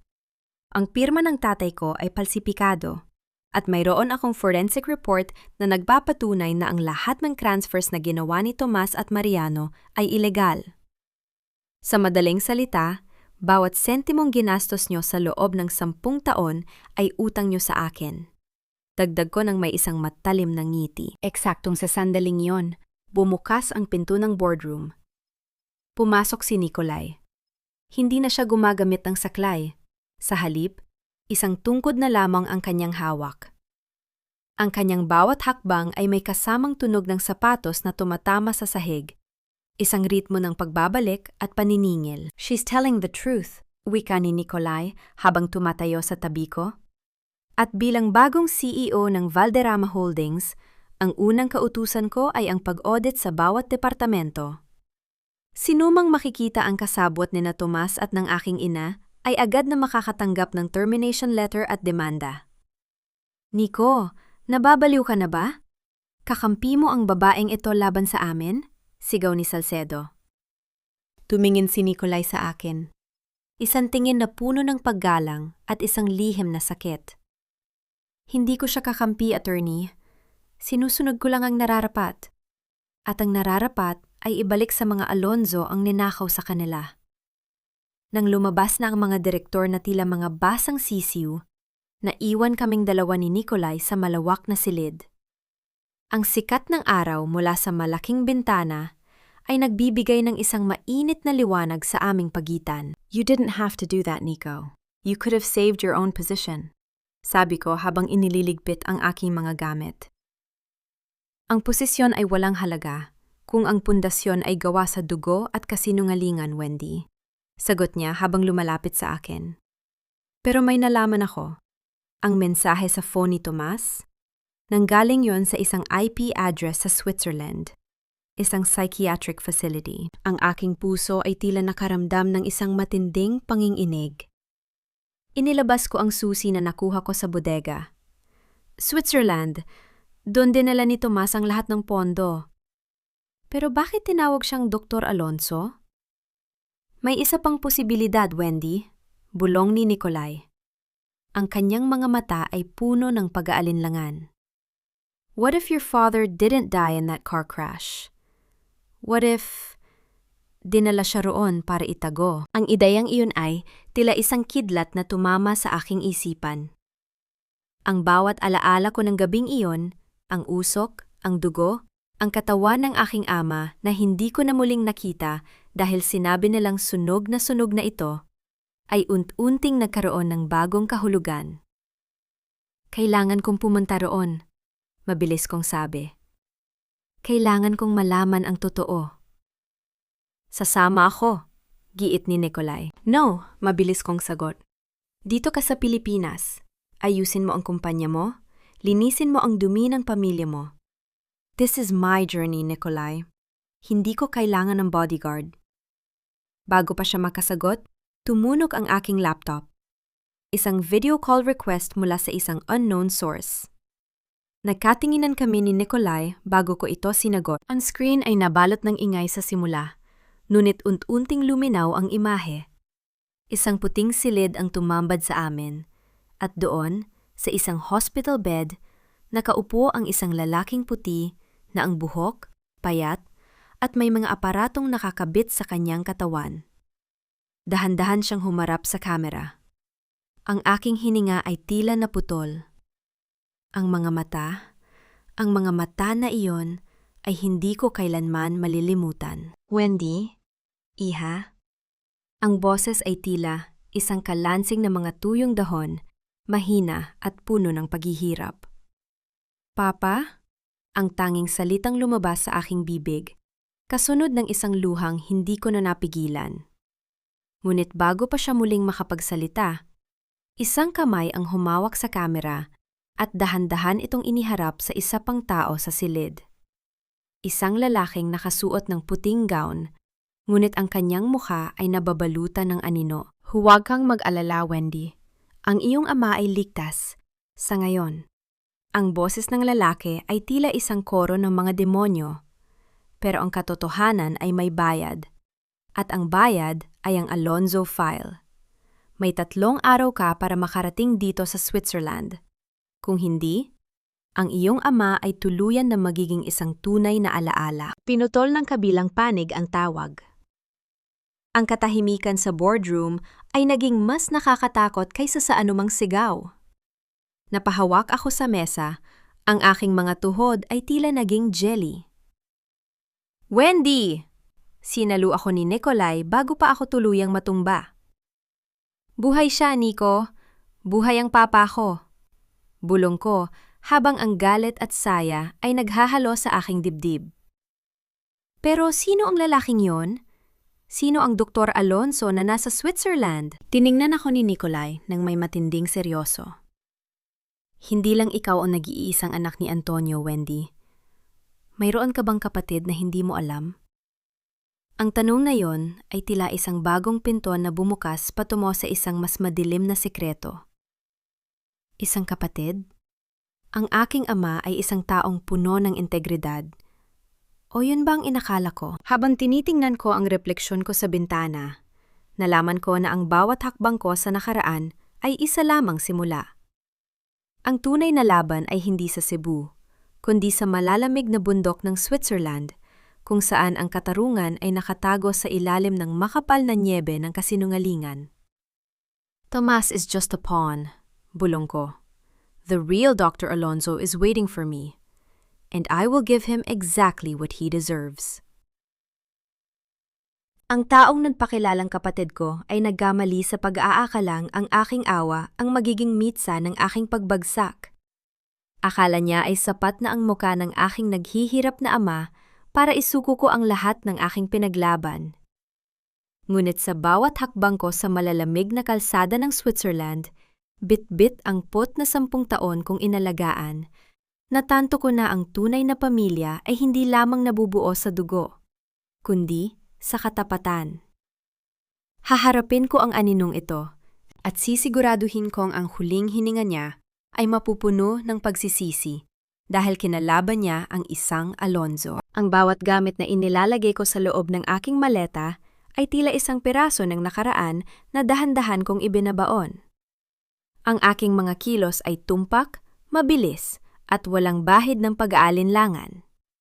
Sa labas ng bintana ng aking silid, ang mga ilaw ng Cebu ay dahan-dahang naglalaho sa ilalim ng makapal na ulap, tila isang babala na ang kapayapa ang tinamasa ko sa loob ng ilang araw ay pansamantala lamang. Pumasok si Nikolay sa silid nang hindi ko makatok. Ang tunog ng kanyang tungkod sa sahig ay tila isang matinding paalala ng bawat sakripisyong pinagdaanan namin. Huminto siya sa tapat ng aking mesa, tinitingnan ang aking passport at ang isang lumang dokumento na may tatak ng Switzerland. Wendy, you're not going there alone. I've already booked a private flight. My team is ready. Ang boses ni Nikolay ay puno ng paninindigan. Ngunit may bahid din ng takot na hindi niya maikubli. Ipinagpatuloy ko ang pagtiklop ng aking itim na trenchcoat. I told you, Nico, this is my fight. Ang taong iyon ay gumagamit ng pangalan ko. He knows my father's weaknesses. Kapag sumama ka, magiging target ka lang. I need you here to manage the audit. Huwag nung hayaang makawala sina Salcedo at ang mga tauhan ni Tomas habang wala ako. But Wendy, how can you face a ghost? He claimed to be your brother. Do you even know if that's true? Lumapit siya sa akin. Ang kanyang kamay ay dahan-dahang humawak sa aking braso. You're walking into a trap. Inalis ko ang kanyang pagkakahawak ng dahan-dahan, ngunit may pinalidad. Kung trap man ito, ako ang gagawa ng butas para lumabas. At tungkol sa brother na yon, I did a background check on my father's early years sa medical school. May isang babaeng taga-Switzerland na palaging nababanggit sa kanyang mga liham noon. A woman named Elena. Kung totoo man ang sinasabi niya, then I have to face him, not as a sister, but as his judge. Matapos ang 12 oras na paglipad, sinalubong ako ng malamig na hangin ng Zurich. Ang bawat hininga ko ay naglalabas ng puting uso. Tila, ang aking galit ay nag-aapoy sa gitna ng nagyelong paligid. Ang mga bundok na nababalutan ng nyebe ay tila mga higanteng bantay na nagmamasid sa bawat galaw ko. Sumakay ako sa isang itim na sasakyan na naghihintay sa labas ng airport. Ang driver ay isang lalaking tahimik. Ang kanyang mga mata ay nakatago sa likod ng itim na salamin. Hindi ako nagtanong. Alam ko kung saan ako pupunta. Habang tumatakbo ang sasakyan sa paikot-ikot na kalsada patungo sa kabundukan, inilabas ko ang aking tablet. Isang bagong mensahe ang pumasok. Isang coordinates at isang litrato ng isang pintuang, bakal na may nakaukit na logo ng pamilya Alonzo. Isang logo na akala ko ay sa Pilipinas lang ginamit ng aking ama. Nakarating na kami sa kinalalagyan ng signal, ma'am. Ang mahinang boses ng driver ay bumasag sa katahimikan. Huminto ang sasakyan sa tapat ng isang malawak na estate. Ang gusali ay gawa sa bato at salamin. Tila isang modernong kuta na nakatago sa gitna ng kagubatan ng mga pino. Ang katahimikan sa paligid ay nakakangilo, maliban sa mahinang ihip ng hangin na nagpapadpad ng mga tuyong dahon sa semento. Bumaba ako ng sasakyan. Ang aking mga takong ay lumilika ng isang matalim na tunog sa bawat hakbang patungo sa malaking pinto. Hindi ako kumatok. Ang pinto ay dahan-dahang bumukas ng kusa, tila isang bibig na handang lumamo ng sinumang papaso. Sa loob ng malawak na labi, ang amoy ng luma at bagong gamot ay muling bumalik sa aking pang-amoy. Sa gitna ng silid, nakatayo ang isang lalaki. Ang kanyang likod ay nakaharap sa akin, ngunit ang kanyang tindig ay tila isang salamin ng aking sariling ama. Dumating ka rin, Wendy. Ang boses niya ay malalim, may bahid ng accent na halo ng Tagalog at Aleman. Akala ko ay mas pipiliin mong manatili sa piling ng iyong matapang na Valderrama. Humarap siya ng dahan-dahan. Ang kanyang muka ay kasing edad ko lang, ngunit ang kanyang mga mata ay puno ng isang uri ng pait na tila dumaan sa mahabang panahon ng pagkakakulong. Siya ay may suot na puting gown, at sa kanyang dibdib ay nakaburda ang pangalang Dr. Julian Alonzo. Where is he, Julian? Ilaan mo na ang mga kwento ng pamilya para sa ibang tao. I want to see my father. Ang boses ko ay matatag, walang bakas ng emosyon. He's resting. Masyadong naging emosyonal ang pagkikita niyo sa video call kahapon, sagot ni Julian habang lumalapit sa akin. Alam mo ba, Wendy? 10 taon akong narito, pinagmamasdan ang bawat balita tungkol sa iyo sa Pilipinas. Ang paboritong anak. Ang tagapagmana ng pangarap ni Antonio. Habang ako, ang anak na kailangan ng itago para hindi masira ang kanyang imahe sa pamilya Valderrama. Hindi itatago ng tatay ko ang sarili niyang anak dahil lang sa imahe, giit ko. Talaga? O baka hindi mo lang talaga kilalang tatay mo? Numiti siya ng mapait. Ang Alonzo file na hawak mo? Hindi yun tungkol sa pagnanakaw ng mga Valderrama. Yon ay tungkol sa isang eksperimento na ginawa ni Antonio rito sa Switzerland. Isang eksperimento na naging sanhi ng pagkamatay ni Elena, ang nanay ko. Ang bawat salita ni Julian ay tila isang lason na dahan-dahang pumapasok sa aking sistema. Ang aking ama, isang mamamatay tao? Ang integridad na pinaniwalaan ko sa loob ng maraming taon ay tila isang marupok na salamin na handa ng mabasag. Nagsisinungaling ka, bulong ko. Gusto mo bang makita ang ebidensya? O gusto mo munang makita ang bangkay ng tatay mo? Isang matalim na tunog ng pagpindot sa isang control panel ang narinig ko. Isang pader na salamin sa likuran niya ang biglang naging transparent. Doon, sa loob ng isang high-tech na isolation room, nakita ko ang aking ama. Ang kanyang mga mata ay nakapikit, at ang kanyang katawan ay nakakabit sa mga makinang tila sumisipsip ng kanyang huling lakas. Ngunit may napansin ako, isang maliit na bote ng gamot sa tabi ng kanyang kama na may markang pamilyar sa akin. Isang gamot na hindi para sa pagpapagaling, kundi para sa unti-unting pagpaparalisa ng utak. You're not treating him, Julian. You're killing him. Sabi ko habang mabilis na binubunot ang aking cellphone para tawagan ang mga awtoridad sa Switzerland. Ngunit bago ko pa maipindot ang dial, ang lahat ng screen sa lobby ay biglang nagpakita ng isang live feed mula sa Pilipinas. Ang opisina ni Nicolai, ang mansyon. Ang bawat isa sa kanila ay may nakadikit na maliliit na pulang ilaw na kumukurap, mga pampasabog. Isang maling galaw, Wendy.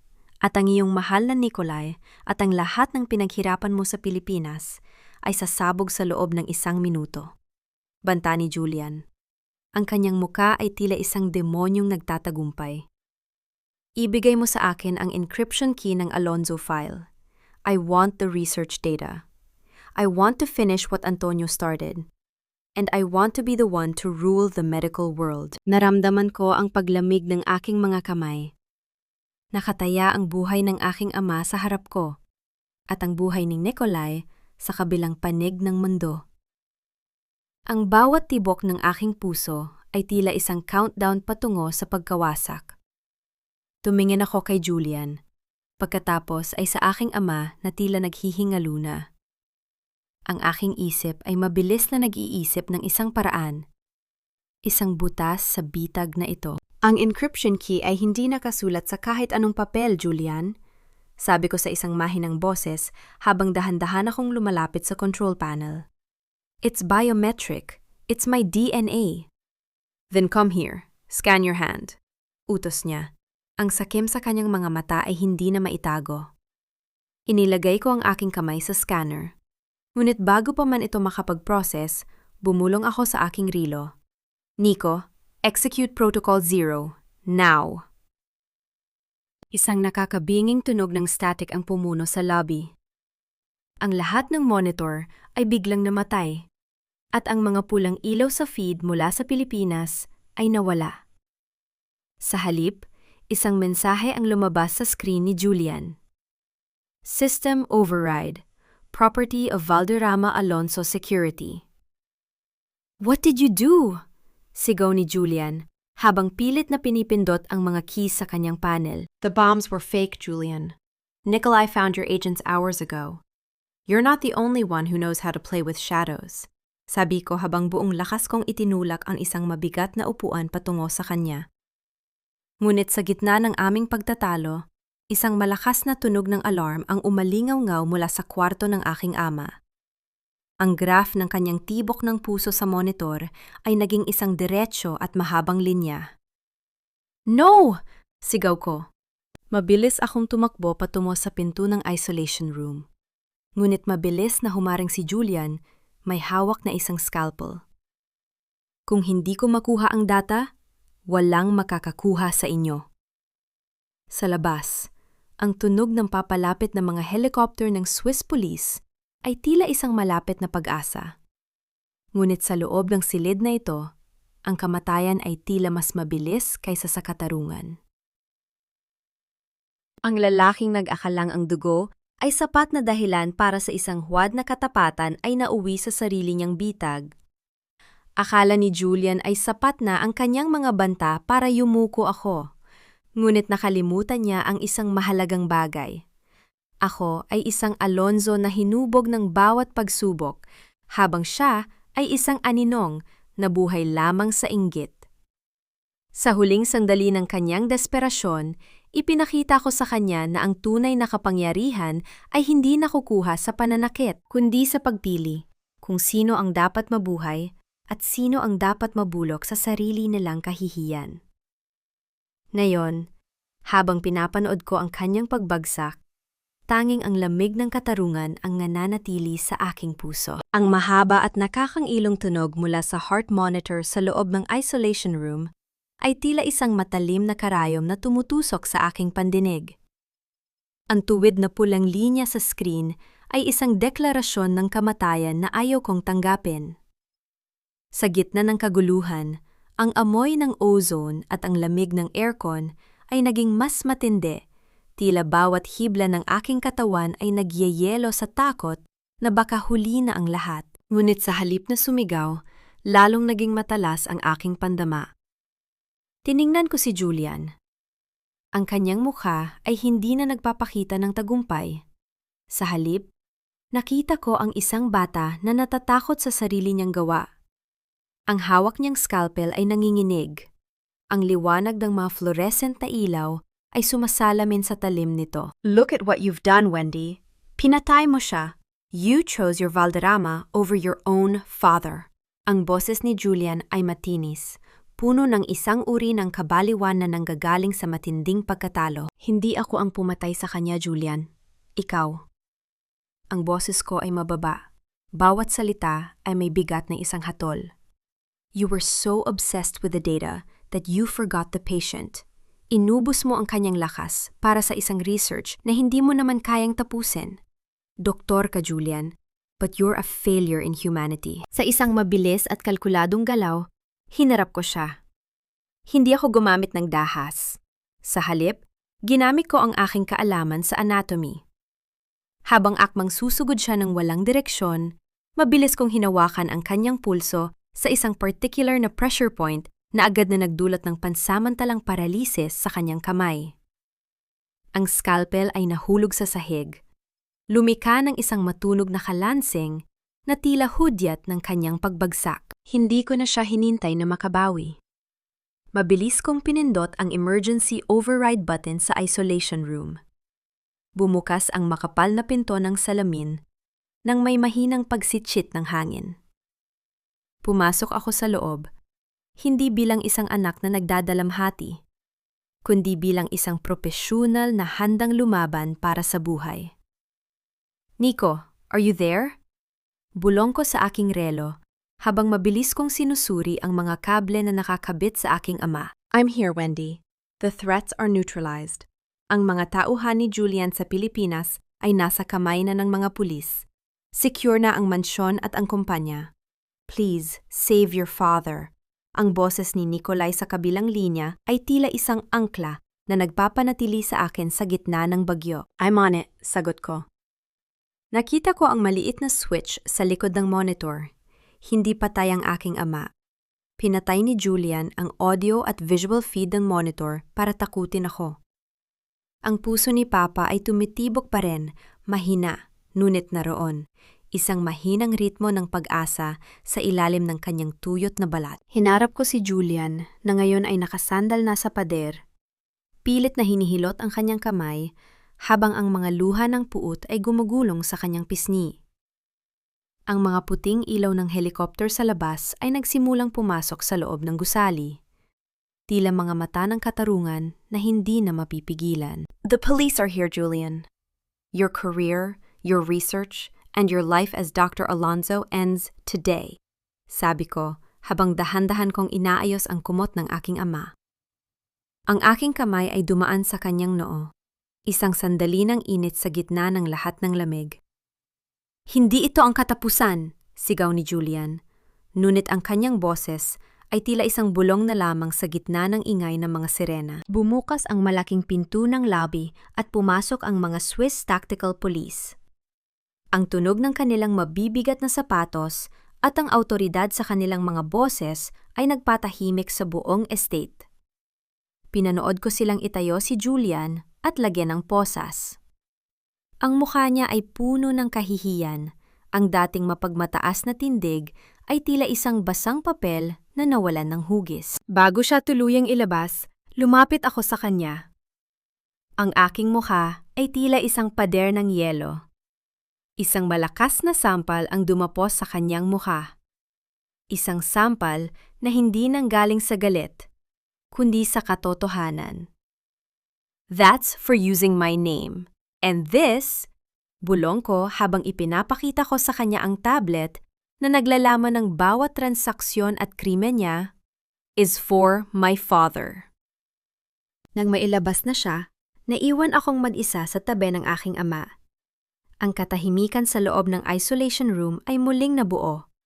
Ngunit sa pagkakataong ito ay isang katahimikan ng paghilom. Hinawakan ko ang kamay ng aking ama. Ang kanyang mga daliri ay dahan-dahang gumalaw, tila isang mahinang tugon sa aking presensya. Wendy, ang mahinang tinig ni Papa ay tila isang himala na nagpabagsak sa aking huling depensa. Ngunit sa halip na umiyak, numiti ako. Isang ngiting puno ng tagumpay. I'm here, Papa. We're safe now, and your legacy is clean. Bulong ko sa kanyang tainga. Kinuha ko muli ang aking relo at tinawagan si Nikolai. Nico, everything is over here. How are you? Waiting for you, Wendy. Always waiting for you. Sagot niya. At sa boses niya ay naramdaman ko ang isang uri ng kapayapaan na 10 taon naming ipinagkait sa aming mga sarili. Ngunit habang tinitingnan ko ang labas ng bintana sa malawak na nyebe ng Switzerland, nakita ko ang isang itim na sasakyan na nakaparada sa malayo. Isang lalaki ang nakatayo sa labas. Tinitingnan ang gusali bago mabilis na pumasok sa loob at humarurot palayo. Ang aking puso ay muling bumilis. Sino ang lalaking iyon? Hindi siya tauhan ng pulis at hindi rin siya tauhan ni Nikolai. At bakit tila ang kanyang tindig ay pamilyar na pamilyar? Tila isang anino mula sa nakaraan ni Doña Beatriz. May isa pa bang lihim na hindi pa natutuklasan? O ang pagbagsak ni Julian ay isa lamang maliit na bahagi ng isang mas malaking laro na ngayon pa lamang magsisimula? Tiningnan ko ang susi sa aking bulsa. Ang susi sa Switzerland address. Ang address na ito ay hindi ang estate na ito. Ito ay isang lugar na mas malayo pa, sa gitna ng masukal na bundok. Ang katarungan ay nakuha ko na. Ngunit ang katotohanan ay tila isang dulo ng sinulid, na mas lalo pang humahaba habang hinihila ko ito. Ang huling lihim na itinago ng mga Valderrama sa loob ng ilang dekada ay hindi isang tumpok ng ginto, kundi isang tumpok ng mga bangkay ng danggal. Akala ng abogadong nagtaksil sa aking ama ay mananatili siyang anino sa likod ng bawat krimen habang nilulustay ang perang dinilig ng dugo. Ngunit nang tumayo ako sa kanyang harap, bit-bit ang huling hatol ng batas. Doon niya natanto na ang isang Alonzo ay hindi marunong makalimot. Hinayaan ko siyang panurin ang sarili niyang pagbagsak habang malamig kong sinabing, ang katarungan ay hindi nagmamadali, ngunit hindi ito kailanman naliligaw. Ang malawak na niebe sa labas ng isang liblib na chalet sa paanan ng Swiss Alps ay tila isang malinis at puting kumot na nagtatangkaring itago ang dumi ng nakaraan. Ang hangin ay humahampas sa aking mukha. Bawat bubso ay may kasamang tila libo-libong karayom ng lamig. Ngunit mas matindi ang apoy na nag-aalab sa aking dibdib. Sa loob ng maliit na gusaling ito, matatagpuan ang huling piraso ng puzzle. Ang taong tunay na nagmaniobra sa legal na aspeto ng pagkawala ng aming yaman. Pinihit ko ang doorknob. Ang tunog ng pagpihit ng metal ay tila isang hudyat ng digmaan sa gitna ng nakabibinging katahimikan ng bundok. Sa loob, nakaupo ang isang lalaking may katandaan na, maayos ang suot na suit, at may hawak na baso ng alak. Si Attorney Victor Valiente. Ang taong itinuring ni Papa na parang kapatid. Ang taong humawak sa lahat ng papeles ng Alonzo at Associates bago ang aksidente. I knew you'd find this place, Wendy. You're too much like Antonio. Bungad niya. Hindi man lang nag-abalang tumayo. Ang kanyang boses ay kalmado. Tila ba isa lamang itong ordinaryong pagbisita? Huwag mong banggitin ang pangalan ng tatay ko, Victor. Wala kang karapatan. Ang boses ko ay hindi sumigaw. Ito ay mababa, puno ng otoridad at kasing talim ng labaha. You think you've won because Julian and the Valderramas are in jail? They were just the muscles, Wendy. I am the brain. Ang lahat ng perang hinahanap mo, nakascatter na yan sa iba't ibang shell companies na hindi kayang abutin ng NBI o kahit ng Swiss police. Pagmamalaki niya habang dahan-dahang itinitina ang alak sa kanyang baso. Lumapit ako sa kanya. Ang bawat hakbang ko sa kahoy na sahig ay tila isang mabigat na hatol. Hindi ako natakot sa kanyang mga banta. Inilabas ko ang aking tablet at inilapag ito sa mesa, sa tapat mismo ng kanyang baso. You're right, Victor. You are the brain. But even the smartest brain makes mistakes when it's blinded by greed. Sabi ko nang may tipid ng ngiti. Akala mo ba ang susi na nakuha ko ay para lamang sa mga accounts? No. It was a Trojan horse. Sa sandaling i-access mo ang iyong private server mula rito kaninang umaga, ang bawat transaction record mo sa loob ng 10 taon ay na-mirror sa main database ng International Criminal Court. Nakita ko ang panandaliang panghinginig ng kanyang kamay. Ang alak sa loob ng baso ay lumeka ng maliliit na alon. You're bluffing, utal niya, habang pilit na pinapanatili ang kanyang maskara ng katapangan. Look at the screen, Victor. Isang live feed ang lumitaw. Ang bawat account na binanggit niya ay isa-isang nagiging pula. Tanda na ang mga ito ay naka-freeze na. At sa labas ng chalet, ang asul at pulang liwanag ng mga sasakyan ng pulis ay nagsimulang magningning sa gitna ng puting niebe. Ang akala mo ay ikaw ang nagpatago sa akin. Pero ang totoo, ako ang nagtaboy sa iyo rito. I needed you in a jurisdiction where I could use the international anti-money laundering laws against you. You're not just a thief anymore, Victor. You're an international fugitive. Ang aking mga salita ay tila bawat pako sa kanyang kabaong. Tumayo siya ng marahas, akmang susugod, ngunit mabilis na bumukas ang pinto. Pumasok ang mga otoridad, kasunod si Nikolai. Nakatayo si Nikolai ng tuwid. Hawak ang kanyang tungkod, ngunit ang kanyang bawat kilos ay puno ng lakas na aking hinubog sa loob ng maraming buwan ng therapy. It's over, Valiente, wika ni Nikolai. My family already confessed. Doña Beatriz and Don Mariano gave up your name in exchange for a lighter sentence. You have nowhere to run. Pinanood ko ang mga pulis habang nilalagyan ng posa si Victor. Ang kanyang mga mamahaling gamit, ang kanyang alak at ang kanyang pekeng kapangyarihan ay naglaho sa loob lamang ng ilang minuto. Habang kinakaladkad siya palabas, hindi niya magawang tumingin sa akin.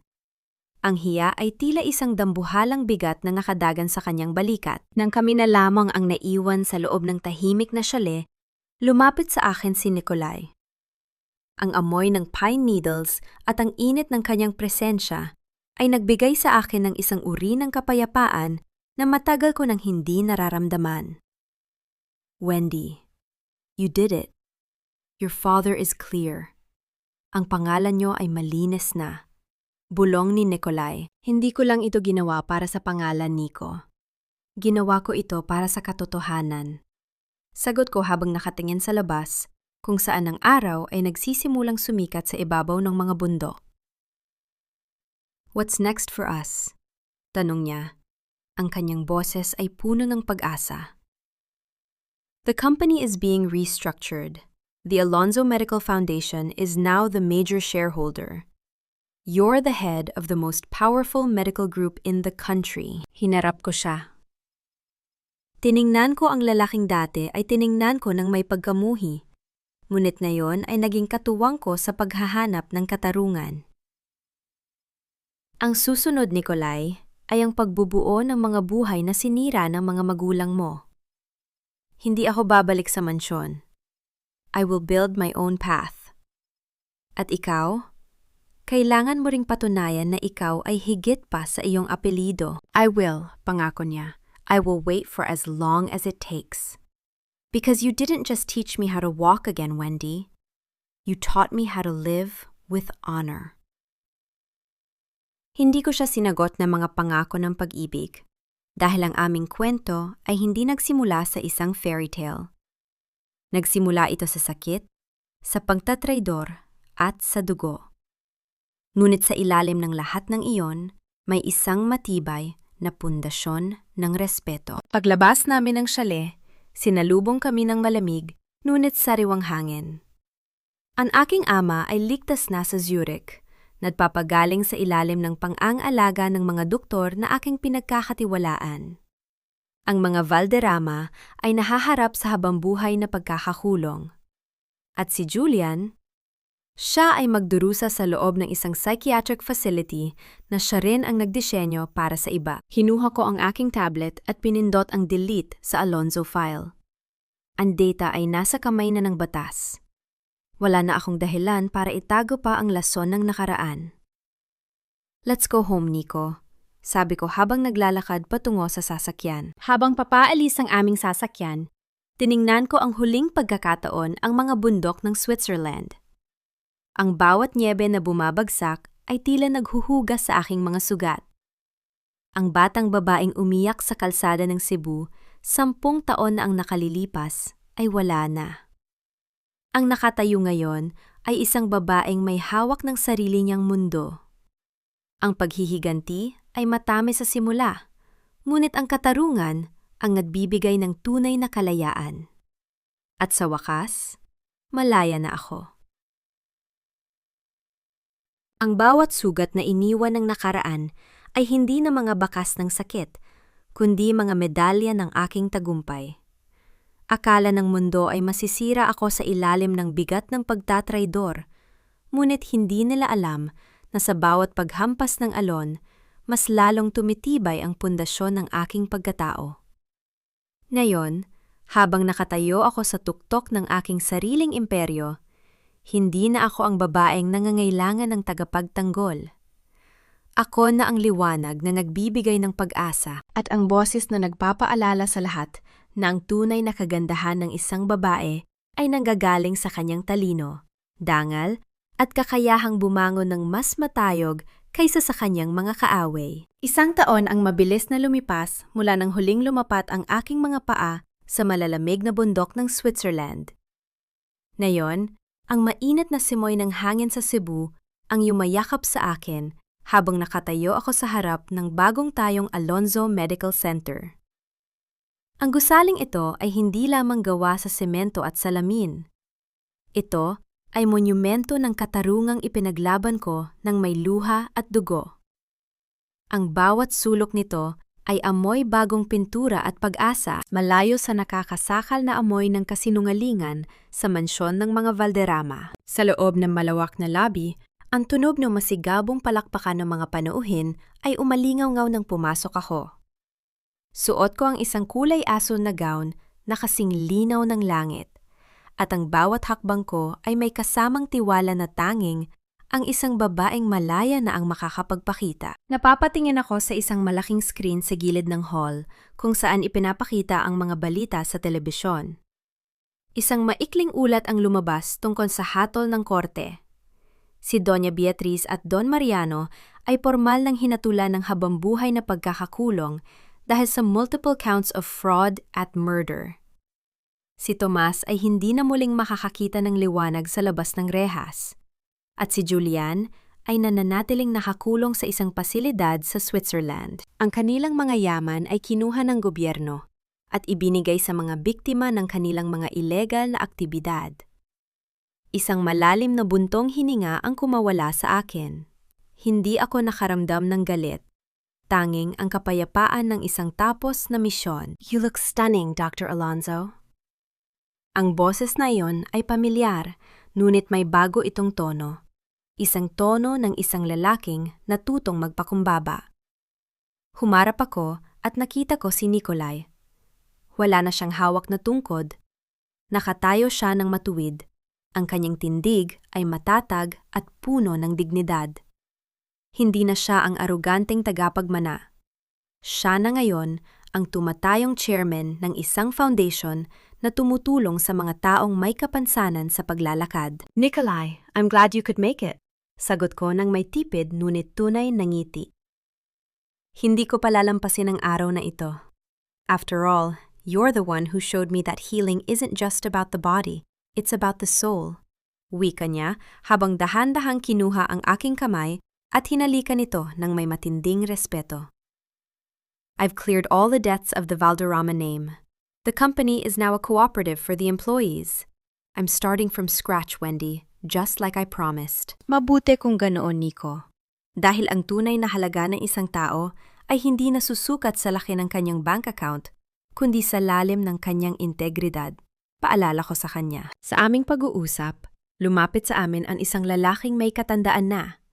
Ngunit ang kanyang mga mata ay nagniningning sa kagalakan. Ang aking ama, si Dr. Antonio Alonzo. Nakaupo siya sa isang wheelchair, ngunit ang kanyang muka ay puno na ng kulay at buhay. Ang kanyang paggaling ay ang pinakamalaking himala sa aking buhay. "Hiha, I'm so proud of you." Bulong ni Papa habang hinahawakan ang aking kamay. Antonio Alonzo is now just a name in the history books, but Wendy Alonzo is the future of medicine in this country.